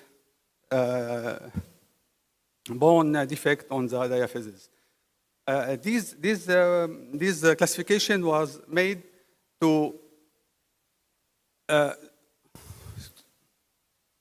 use specific implants for each type of the classification. For example, for type 1, in the classification, they specify a specific stem to use, and as for the other types. This is a newly proposed classification, simplified classification of the Paprowski. It's almost the same, but it's very simplified. But the problem in the classification is how to classify the bone defect in the femur. Should we classify before or after? Before stem removal, before cement extraction, or after? Because before removal is a little bit different than after extraction. We will take a very simple case. This is a cemented first generation cementation. I don't know if the resident know what's the first generation cementation. It was done by fingers. We put the cement on the proximal part and we push it inside the femur without cement restrictor.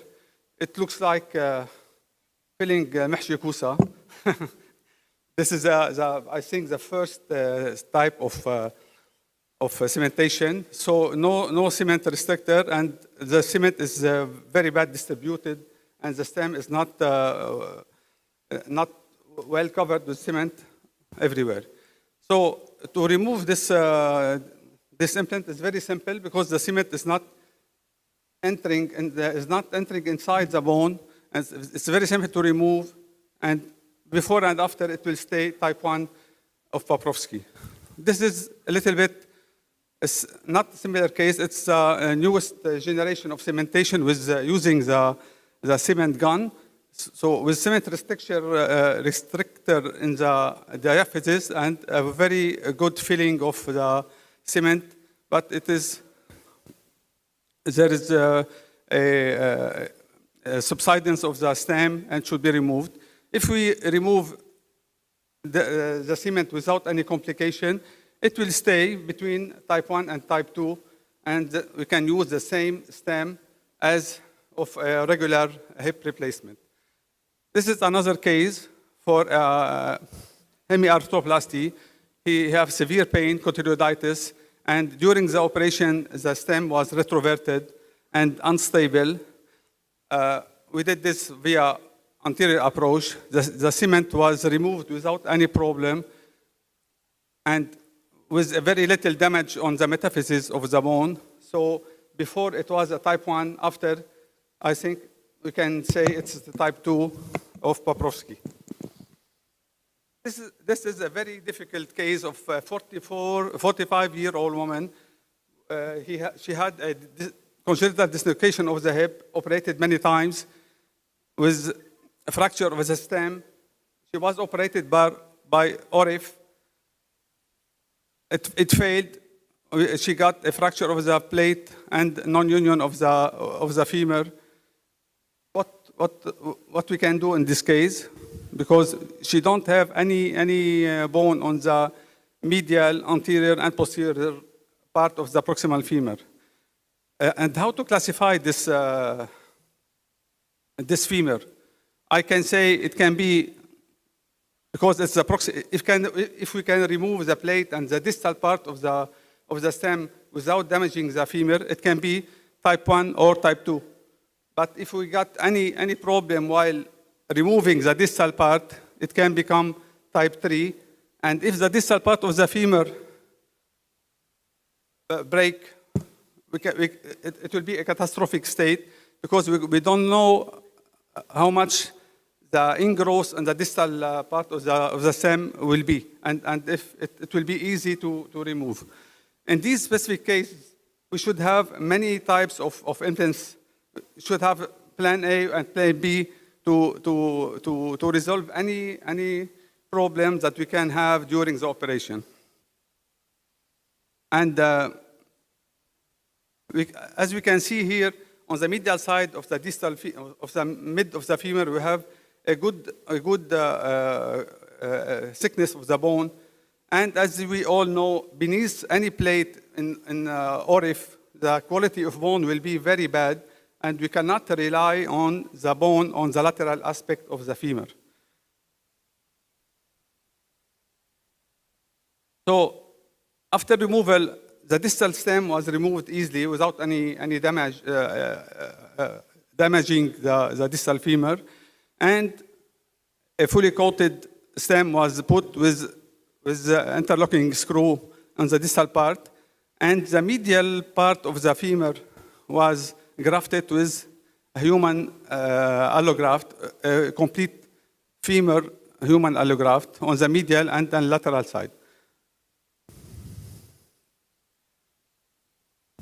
What about the orientation of the implant? As you can see, that the stem is directed to the lateral condyle, as was the stem of the first implant.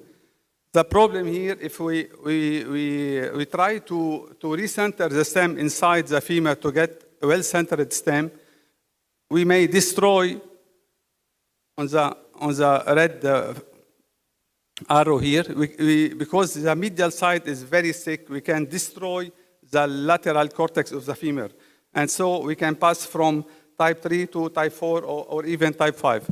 So, because while reaming on the medial side, we have a very thick cortex and a very bad lateral cortex, you have to be careful while reaming this part of the isthmus of the femur. So I prefer to leave the stem in the same size and not to destroy and to conserve the bone on this region.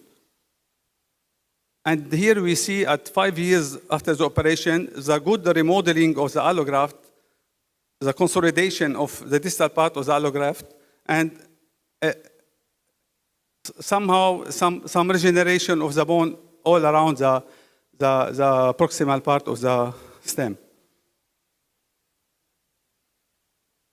So after classification and the decision, and we will move to the operation, we should always take in consideration the acetabulum.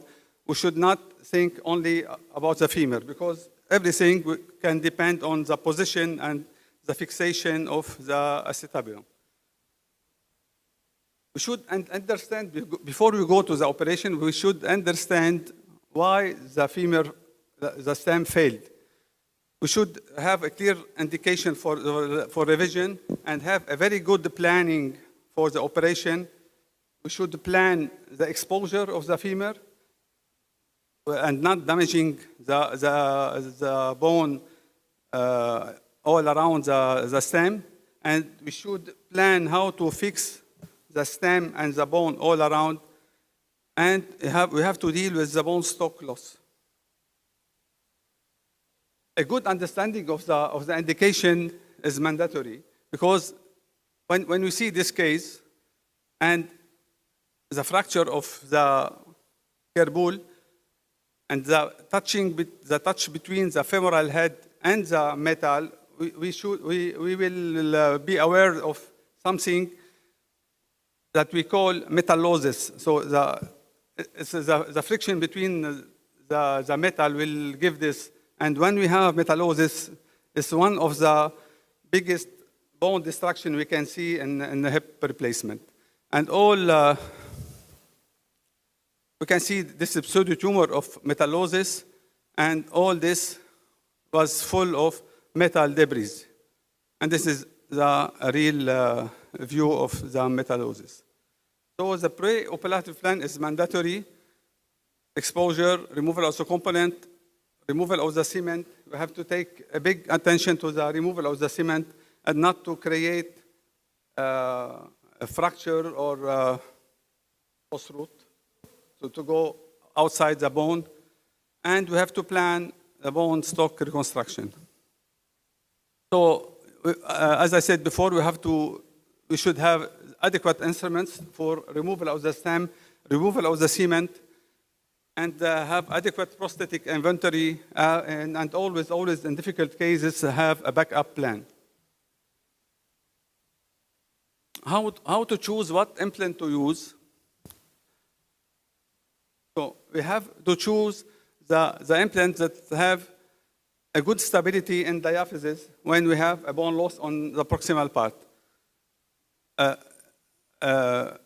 We have many types of implants. We have the cylindrical press-fit stem, sometimes with interlocking screws in the distal part, and we have the tapered fluted stem that have inside the stem, inside the stability around the stem that penetrate in the diaphysis.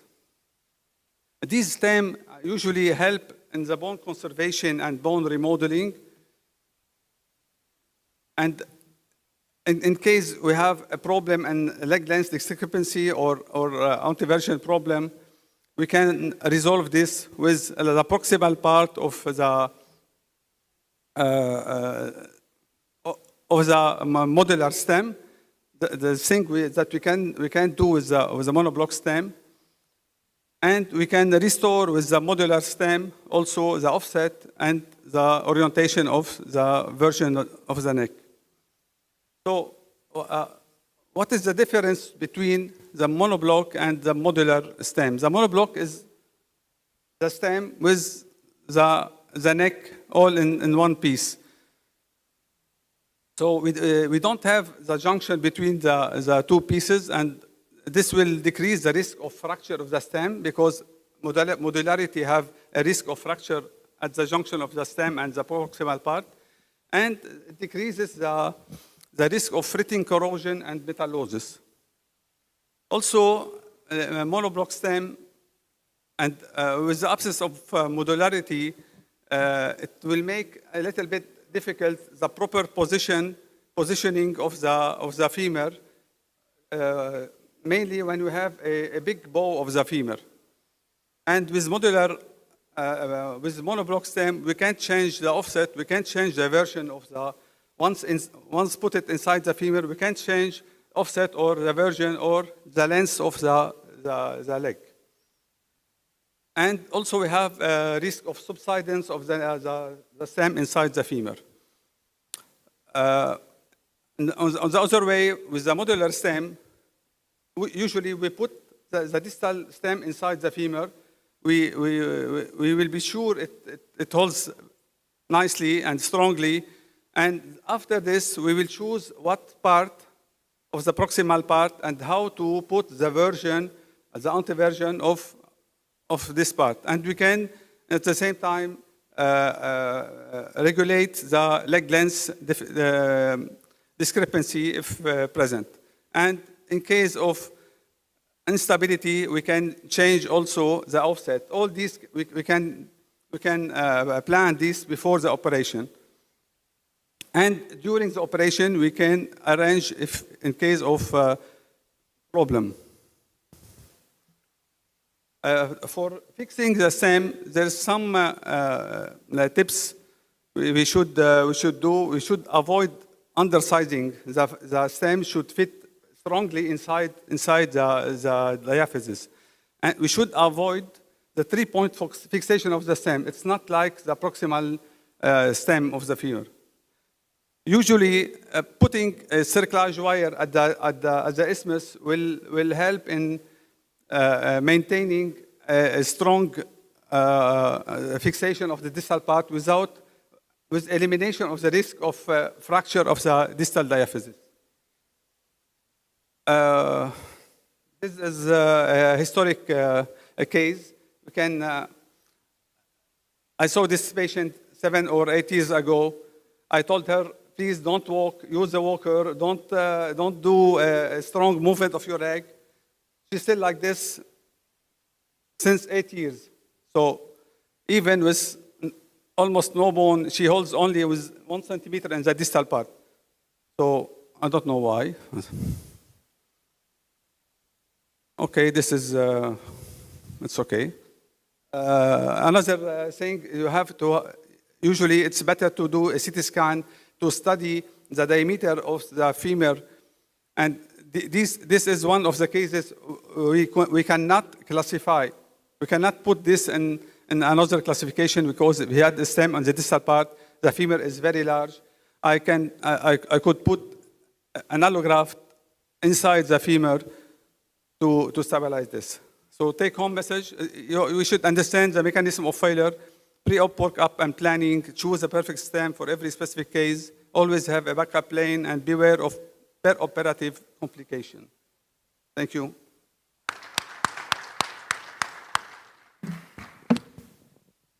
Gabby, thank you very much for this overview. I have a question because there are residents available in the stage here. We went through with time from monoblock to modular stems. We are going back for monoblock, and the tendency now, at least in Europe, to go more for monoblock. So what is your input concerning this in revision femoral stems? This is first. And do you apply it in your practice? The monoblock, it depends on the, in my experience, it depends on the bone stock loss. If you have a good bone stock loss, I can put, I have many cases, I put a proximal cori revision. It looks like a primary stem. So I did the revision with monoblock, primary, almost primary stem, a little bit longer. So if we can put the smallest stem, and the good condition is it will hold, if it holds very good in the proximal part and the bone stock is good in the proximal part. Doing in very difficult cases, I think we should go to modular. It's easier to control everything in very, very, very difficult cases.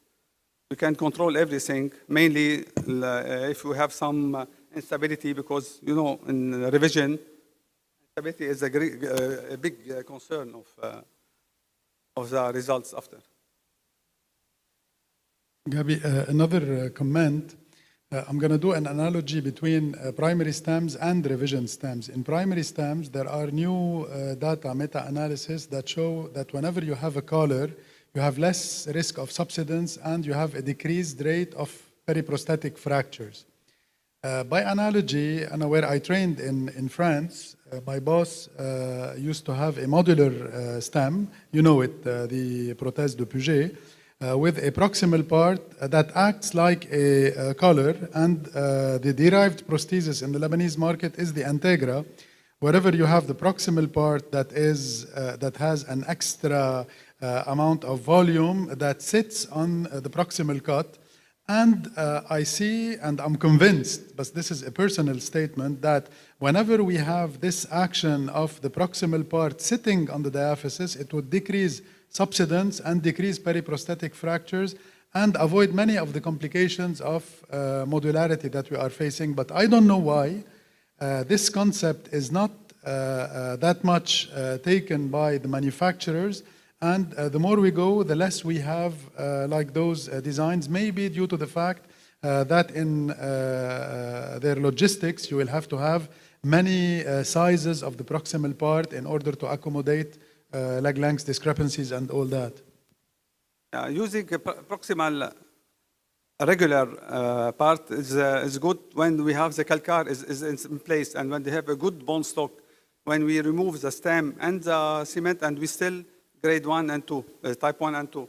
This is the only situation when we can put regular proximal.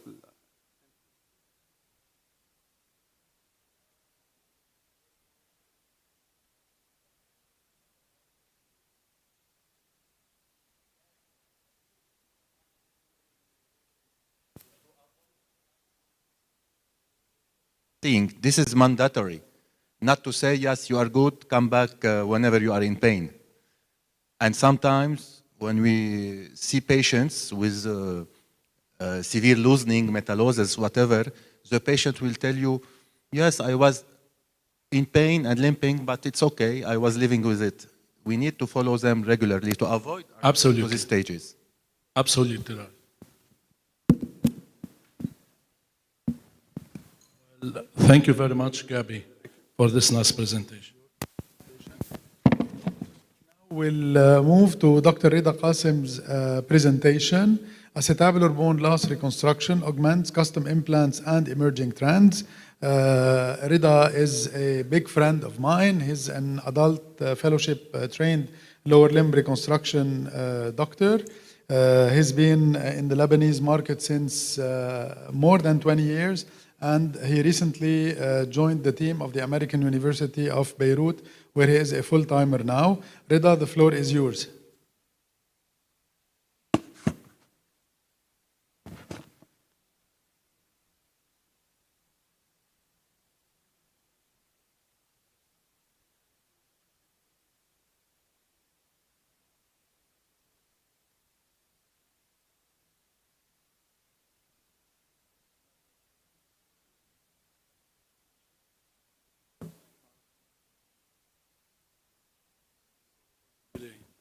Sorry for the delay.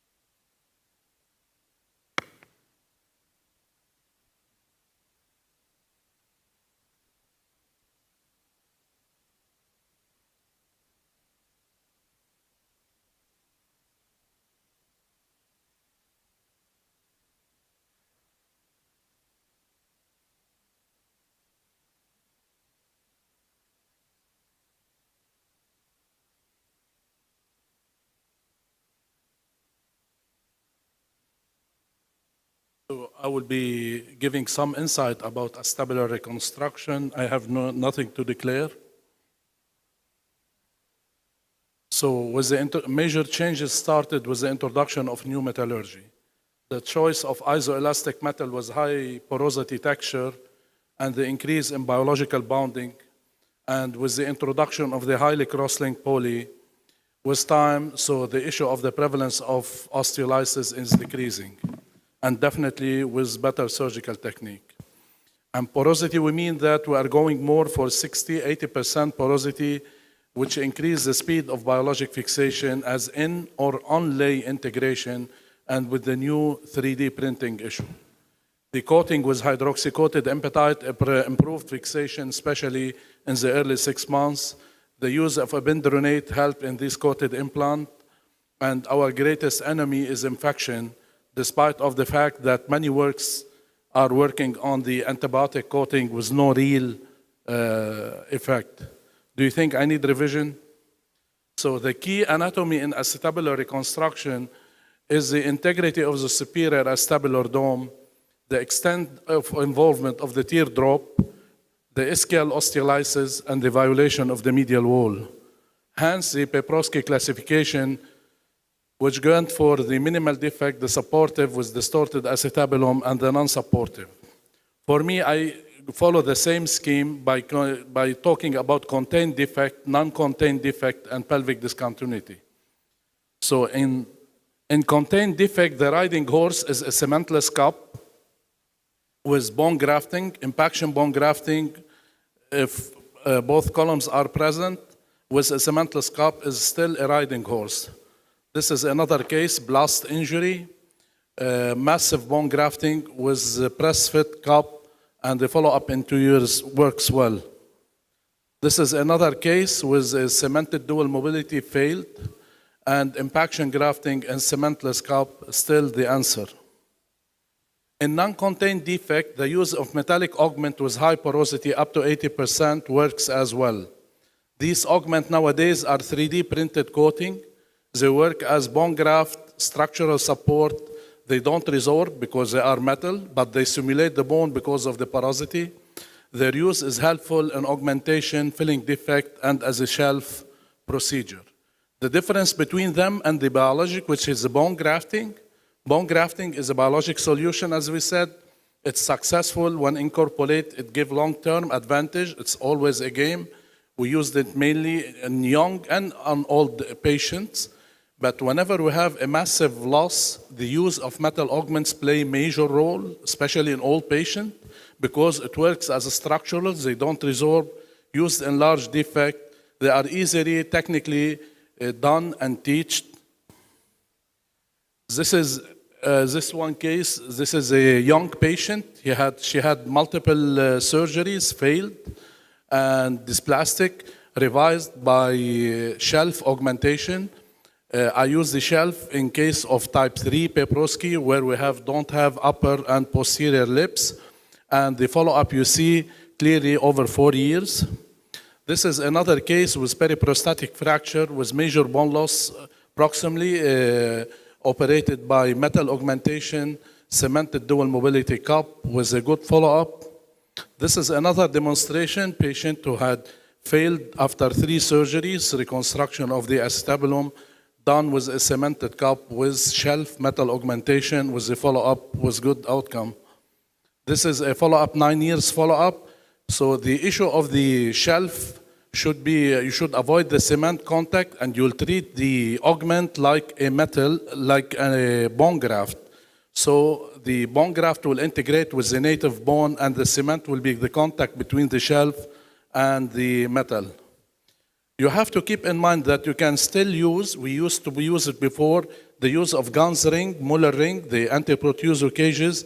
They will restore the center of rotation in addition to the bone grafting, but we are using less and less of this instrument in our garments. The last one is the pelvic discontinuity, where we can go for the distraction technique. You have always to watch out in distraction for the vascular injuries. Augmentation technique, cup cage, and tri-flange cup. I think the move nowadays to less and less with cup cage to go more for tri-flange, especially in Europe, with the new reduction in cost. This is what they said in the European hip last 15 days.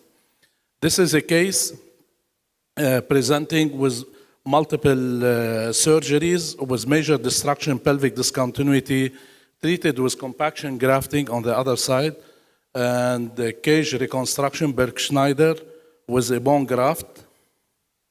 So this is another case with extensive osteolysis of the femur and the proximal pelvis, and again the bone graft plays a role with a cage reconstruction, which is a bypass. This is another case with operated 1 month afterward. She came with pelvic discontinuity and fracture, treated with a distraction technique, and then we plated the posterior column, and after massive grafting, and you see the follow-up in 4 months with union of the fracture. So if everything fails, multiple surgery in a young patient, 45 years old, multiple surgery, and you have a cleft, nothing supportive. At these cases, you can go for tri-flange or custom implants. The French people in South France, they are more using the custom implant because of the reduction of the price by the French society. يعني هون it costs around 17,000 euro. بفرنسا هلا it cost, I was really amazed, 4,900 euros. So they are using more and more custom implant in these difficult cases.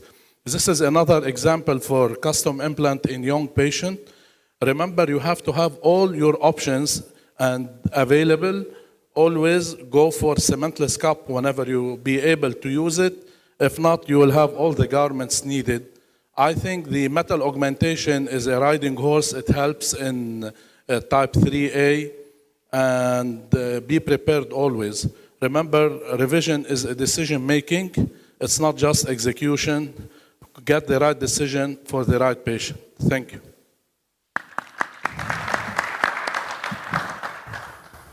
Thank you, Rida. Do we have questions in the audience, please? Yes, Falah. Rida, I know that you know the neuroprosthesis, but you didn't mention it. What about the stem cup in revision? It's a nice. It can help you in a lot of. It's a nice cup, the cone cup, you mean? I have no experience in the cone cup, but you are right. You can use it, but it has a problem because the cone is around, because the whole forces across the acetabulum will be through the cone, which is 8 to 9 millimeter, and in some companies it can go up to 11 millimeter.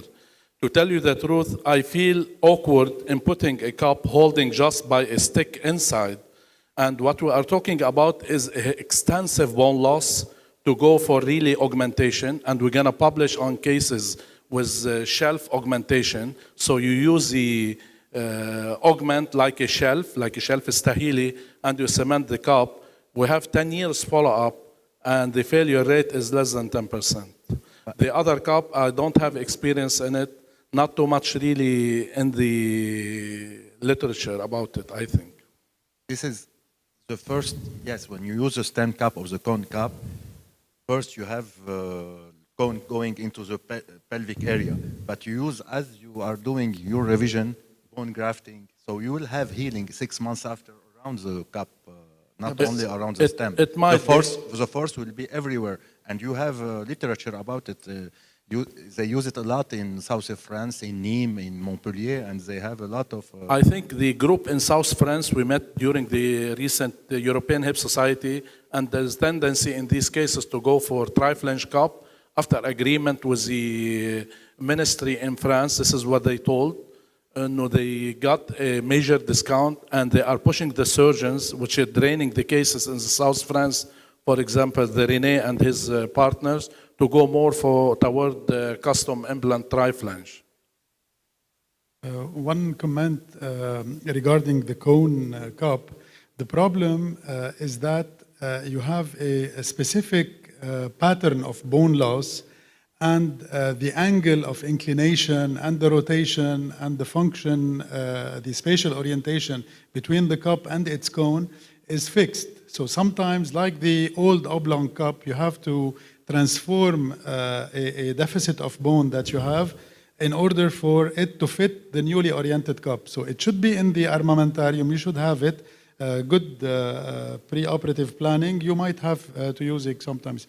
Rida, what I want to comment is why are you going for non-biological fixation, and after putting a tantalum augment, are you cementing a double mobility within, while you could choose a biological fixation just for the sake of publishing, or?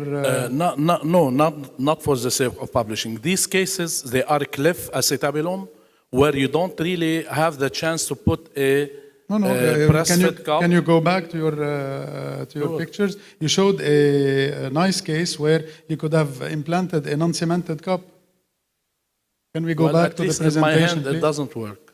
And one comment also for the tri-flange cup, that where the picture you put, it is too vertical, so there will be huge shear forces. And even if it is meant to be ingrown with such orientation vertical like this, This I is doubt 3 years follow-up now, 4 years follow-up. it has healed. It's working, adequately. yes, sure.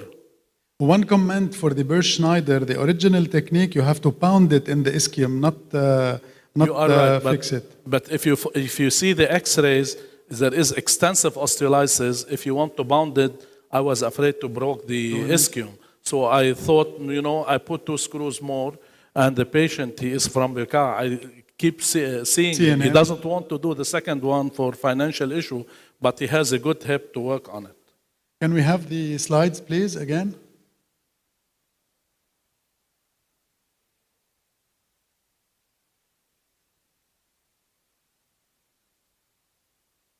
Of Dr. Rida. Yes, sir.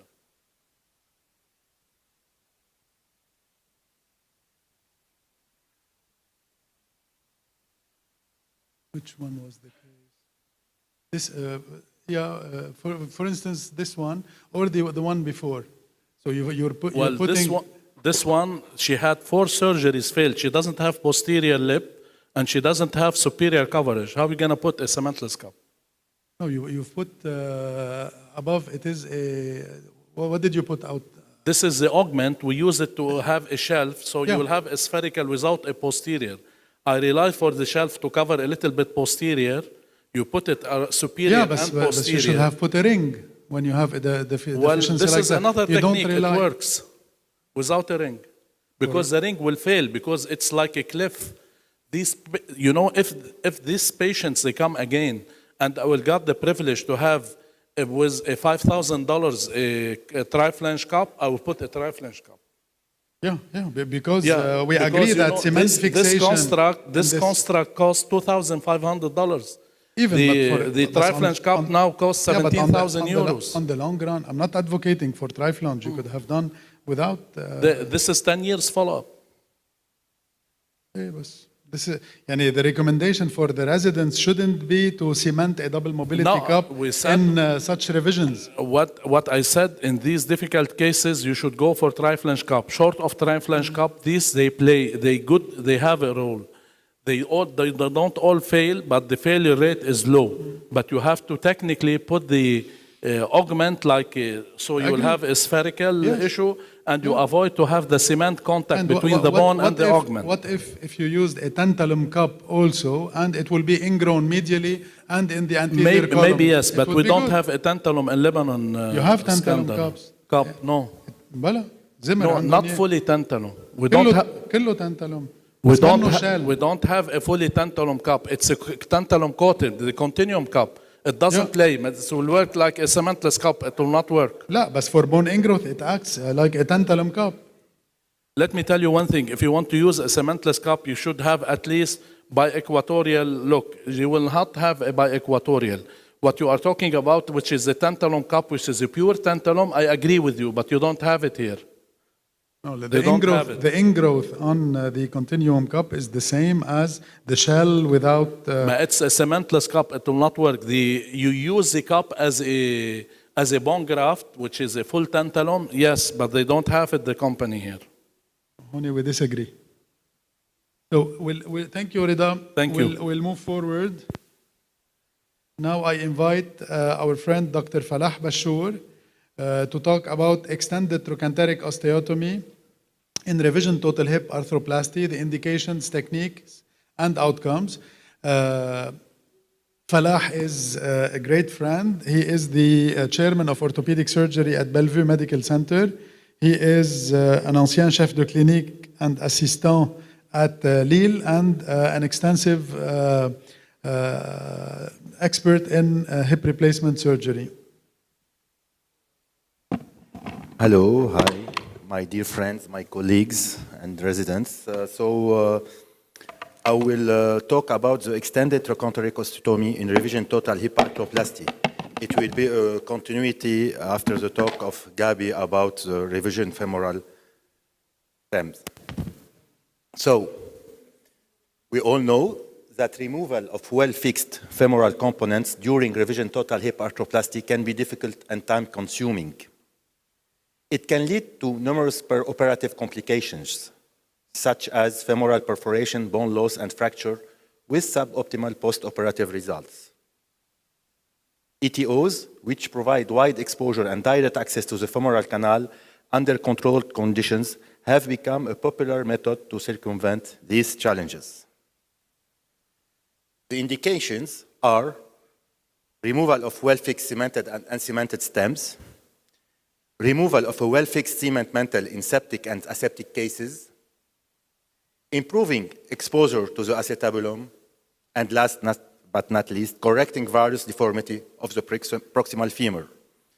So, to remove of well-fixed cemented and uncemented stems, retrieve the stem safely without causing an accidental fracture of the proximal femur or significant loss of bone stock. It allows for a controlled removal of well-fixed cemented and uncemented implants, as you can see on the photos. It is important to remove all cement in cases where uncemented stem insertion is planned, as failure to do so may lead to stem undersizing and subsequent subsidence, perforations, and lack of integration. Removal of all cement is particularly important in infection cases, when thorough debridement of the femoral canal is necessary and all cement should be removed to mitigate the recurrence of infection. So, remove the cement may be the most challenging part of the revision surgery. ETO allows the surgeon to assess the femoral canal more easily and to remove the distal cement mantle. ETO enables an easier, less time-consuming, and more thorough debridement with a more detailed inspection of the femoral canal. Finally, full cortical contact is achieved when reconstruction with an uncemented implant takes place. Looking at the literature, here we have some good results about the ETOs comparing with the non-ETOs group. So how can we improve the exposure? ETO can be used to access intrapelvic displacements of acetabular components. As you can see in these X-rays, this is a monoblock Moore or Thompson prosthesis that needs revision. Trying to dislocate the hip will go directly towards fracture. So the ETO in this case will help us to take off the stem, to work on the acetabulum, and then to do our work at the femoral side. It can correct varus deformity of the proximal femur. A loose, short femoral component can cause the varus remodeling of the proximal femur. This usually occurs at the tip of the failed femoral implant. If the deformity is not acknowledged and not corrected, it may lead to varus insertion of the stem or anterior perforation of femoral cortex. So, Paprosky and Martin observed 30% varus remodeling of the femur after aseptic loosening of femoral stem. So, using the ETO will help them to correct this deformity. What are the other advantages? It can help us adjusting the tension in the abductor mechanism, induction of bone healing and ingrowth, trochanteric osteolysis in the presence of metallosis, as we saw in the slides of Dr. Haikal. So it helps us to retrieve all the bad tissues, and periprosthetic fracture. What about the surgical technique and pitfalls? ETOs were popularized by Wagner using the anterior one approach and lateral modified by Paprosky, the universal approach for revision. The decision to utilize the laterally based Paprosky ETO versus the anteriorly based Wagner will be upon the surgeon request and case by case. A laterally based ETO is easier in conjunction with a posterior approach, and an anteriorly based ETO is most commonly paired with a lateral or anterior approach. This is an idea of the different approaches. So to start with it, we should maintain the vascularity of the osteotomy fragment. So we should respect the insertion of the vastus lateralis. Be careful with your blunt dissection and identify any perforation and do your cauterization as needed to avoid bleeding. The lateral circumference of the femur is exposed, and we start distally by inserting a 3.2 diameter drill hole. After doing a drill hole to limit our distal part of the osteotomy. We use a classic oscillating saw to do our cut laterally, respecting the vastus lateralis insertion.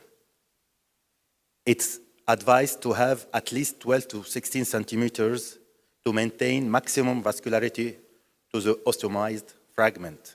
Then you can extend your osteotomy upon your pre-op planning. Then, to pass towards the anterior part, which is more complicated, if you have a mini slow blade or a burr, it will help you to do the round corner. Then, going proximally, anteriorly, you use osteotomes a little bit until you don't see your bone. The anterior, so longitudinal limb, then undergoes controlled fracture by placement of 2 to 4 broad straight osteotomes in the posterior longitudinal limb. These osteotomes are carefully levered anteriorly. After completion of the osteotomy, the cut fragment must be retracted gently with care taken to avoid the fracture and maintain vascularity. To this end, don't do any debridement or start your revision on the on the ETO before ending your surgery to avoid any fracture. Preferred method of closure is to use 2 to 3 wires or better cables. I do, and it is advised to do before doing your cut, to put a prophylactic wire distal to the osteotomy site prior to the preparation of the femoral canal, and rasping will avoid the propagation of fractures distal to the osteotomy. After ETO is completed, intramedullary prosthesis, hardware, and cement are removed, the acetabulum is addressed as needed, and the final femoral stem is implanted if appropriate. What about the closure? Nowadays, you are going more and more towards cables, and literature are confirming the superiority of using 2 to 3 cables, then cerclage. Cable plate is very strong in vitro studies, but it is bulky and needs vastus lateralis disinsertion. Looking at the literature, ETOs have high union rates and notable trochanteric migration is infrequent. The most common complications are fracture of the osteotomy fragment intraoperatively or post-operatively. Radiographic and clinical union is achieved in 98% of patients, and in this table, we have a very good rate of ETO consolidation. I will end by presenting a case of a 68-year-old male when he consulted me.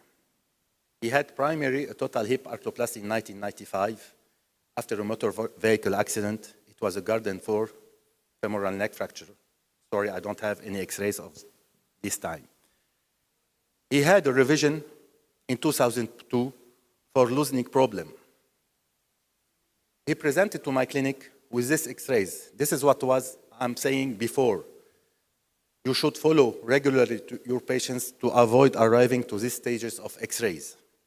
So now, after 21 years, he has severe pain for more than 3 years.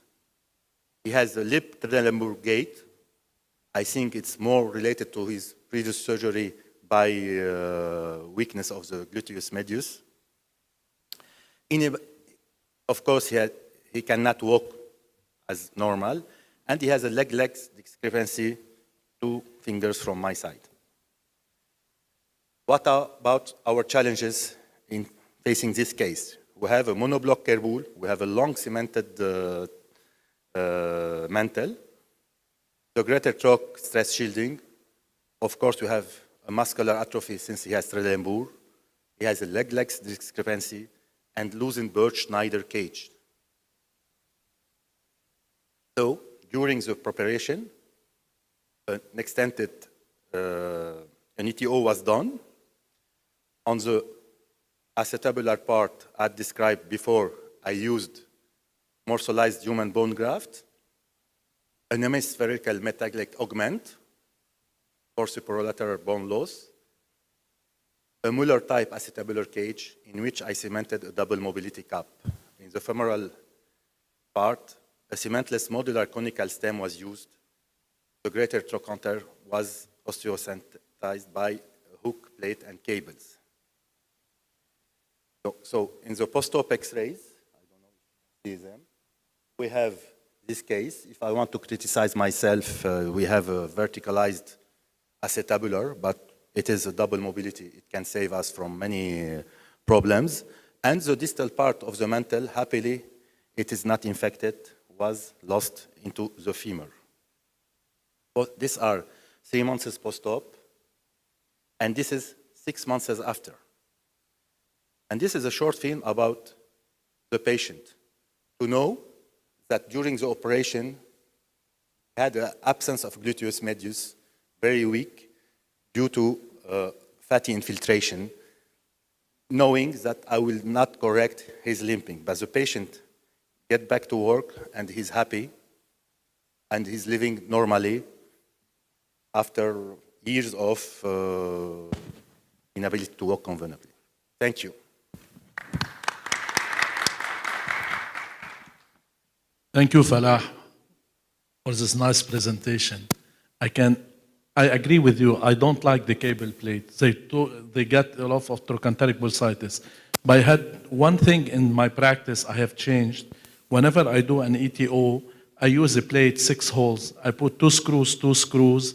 It accelerates healing. And you don't need to denude the vastus and disinsert it. So, any question from the audience for Dr. Falah? It was easy to use the cable because we didn't have a lot of gluteus medius muscle. No, many times in patients who are osteoporotic, the cable, they cut through the bone. I think the plate, it helps a little bit, and it accelerates union. You might try it.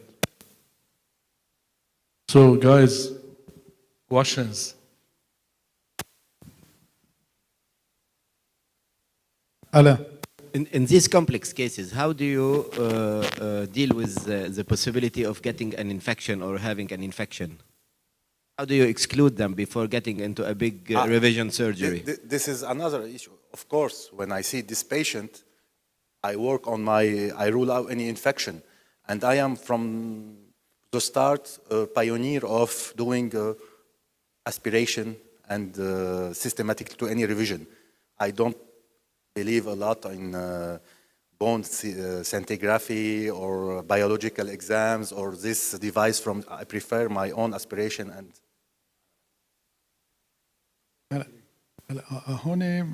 Usually in infection you gather evidence because sometimes your aspiration is negative and you might still have an infection.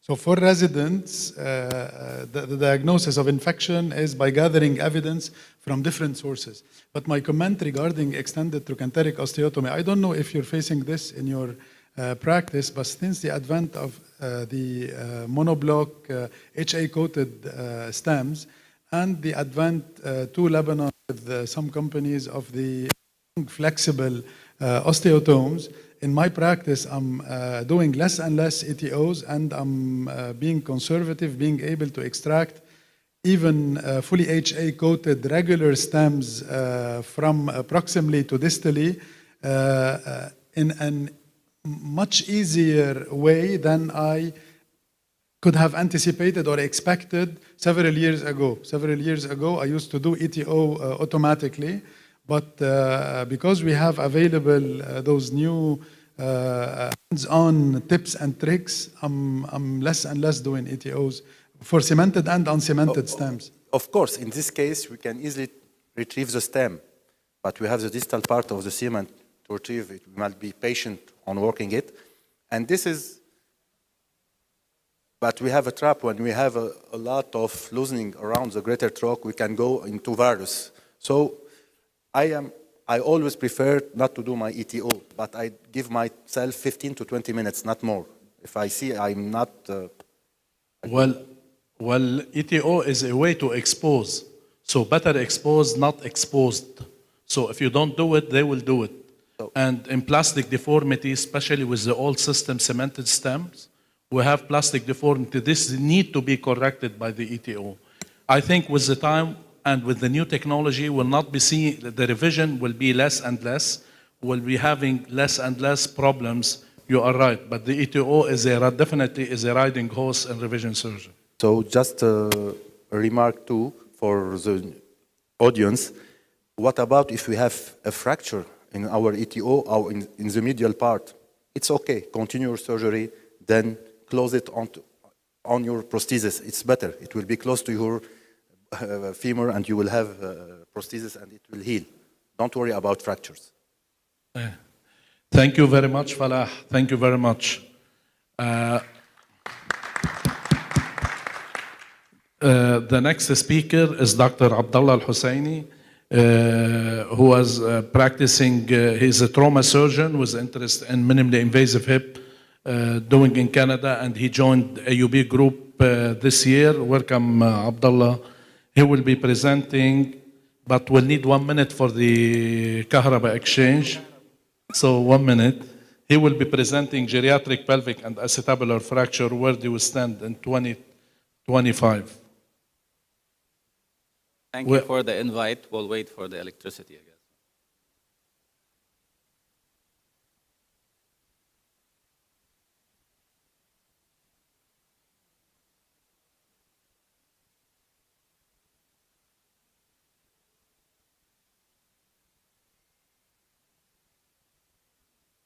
We apologize, Abdullah, but just 1 minute.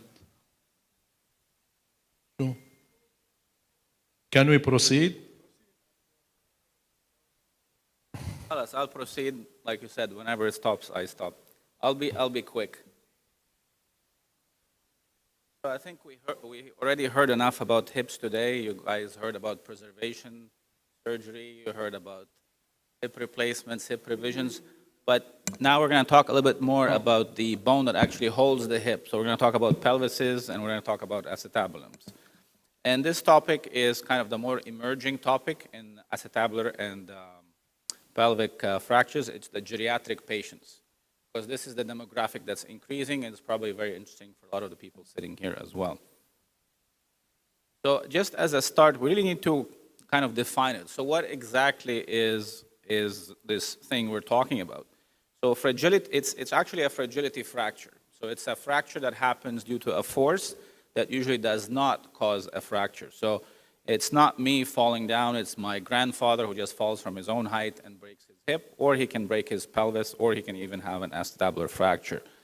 And these fractures are usually a consequence of multiple things, so multiple medical comorbidities as well as osteoporosis and a lot of stuff that's related to that. And we see it mainly also in postmenopausal women. So demographically speaking, we are aging, and this does not apply only to Lebanon, it applies to everywhere. And by 2030, there will be about 1.5 billion people who are above the age of 60. And if you look at this graph, I think it's from the WHO, you can see that in 2018, we have an inflection point where now people who are above 65 are much more than people who are, or kids who are less than 5 years of age, and you can see the gap will increase as time passes by. So this problem is only going to increase and not decrease in numbers. So if you do a little search of the literature, you'll see there's different papers from different countries. There is some paper from Finland, a paper from Germany, a paper from the US, and they basically all say the same thing. So acetabular and pelvic fractures in the young people are either stable or decreasing, while we see the largest increase in the older population. And this is one of these graphs that kind of summarizes the timeline. So from 2006 up to 2016, you can see the flat line are people below the age of 60, so not really much changed. While the people who are above 60, you can see an increase in the number of incidents of these fractures. So why is this important? Because we actually made a lot of improvements in hip fracture care. So now we talk about hip fractures in a way that we are able to do the surgery faster, we are able to optimize these patients. So mortality is really dropping with these fractures. But we have not really done the same work in pelvis surgery for these fragility fractures, and I think it has to do a little bit with the fact that we do not know much about these fractures and that they actually act very differently than the younger patients. And the patterns of this is also different, and I think it also has to do as well with the type of fixation we're used to in our residency programs. And here again, you can see clearly the difference in the treatments between hip and pelvis fractures in the US. So you can see the numbers, about 300,000 fractures in the US in 2019, about 150,000 pelvis and acetabular fractures. And then when you look at how many were treated surgically, 95% of the hip fractures were treated surgically, while only 10% of the pelvic fractures were treated surgically, even though if you look at their kind of morbidity and mortality profiles, they're very similar.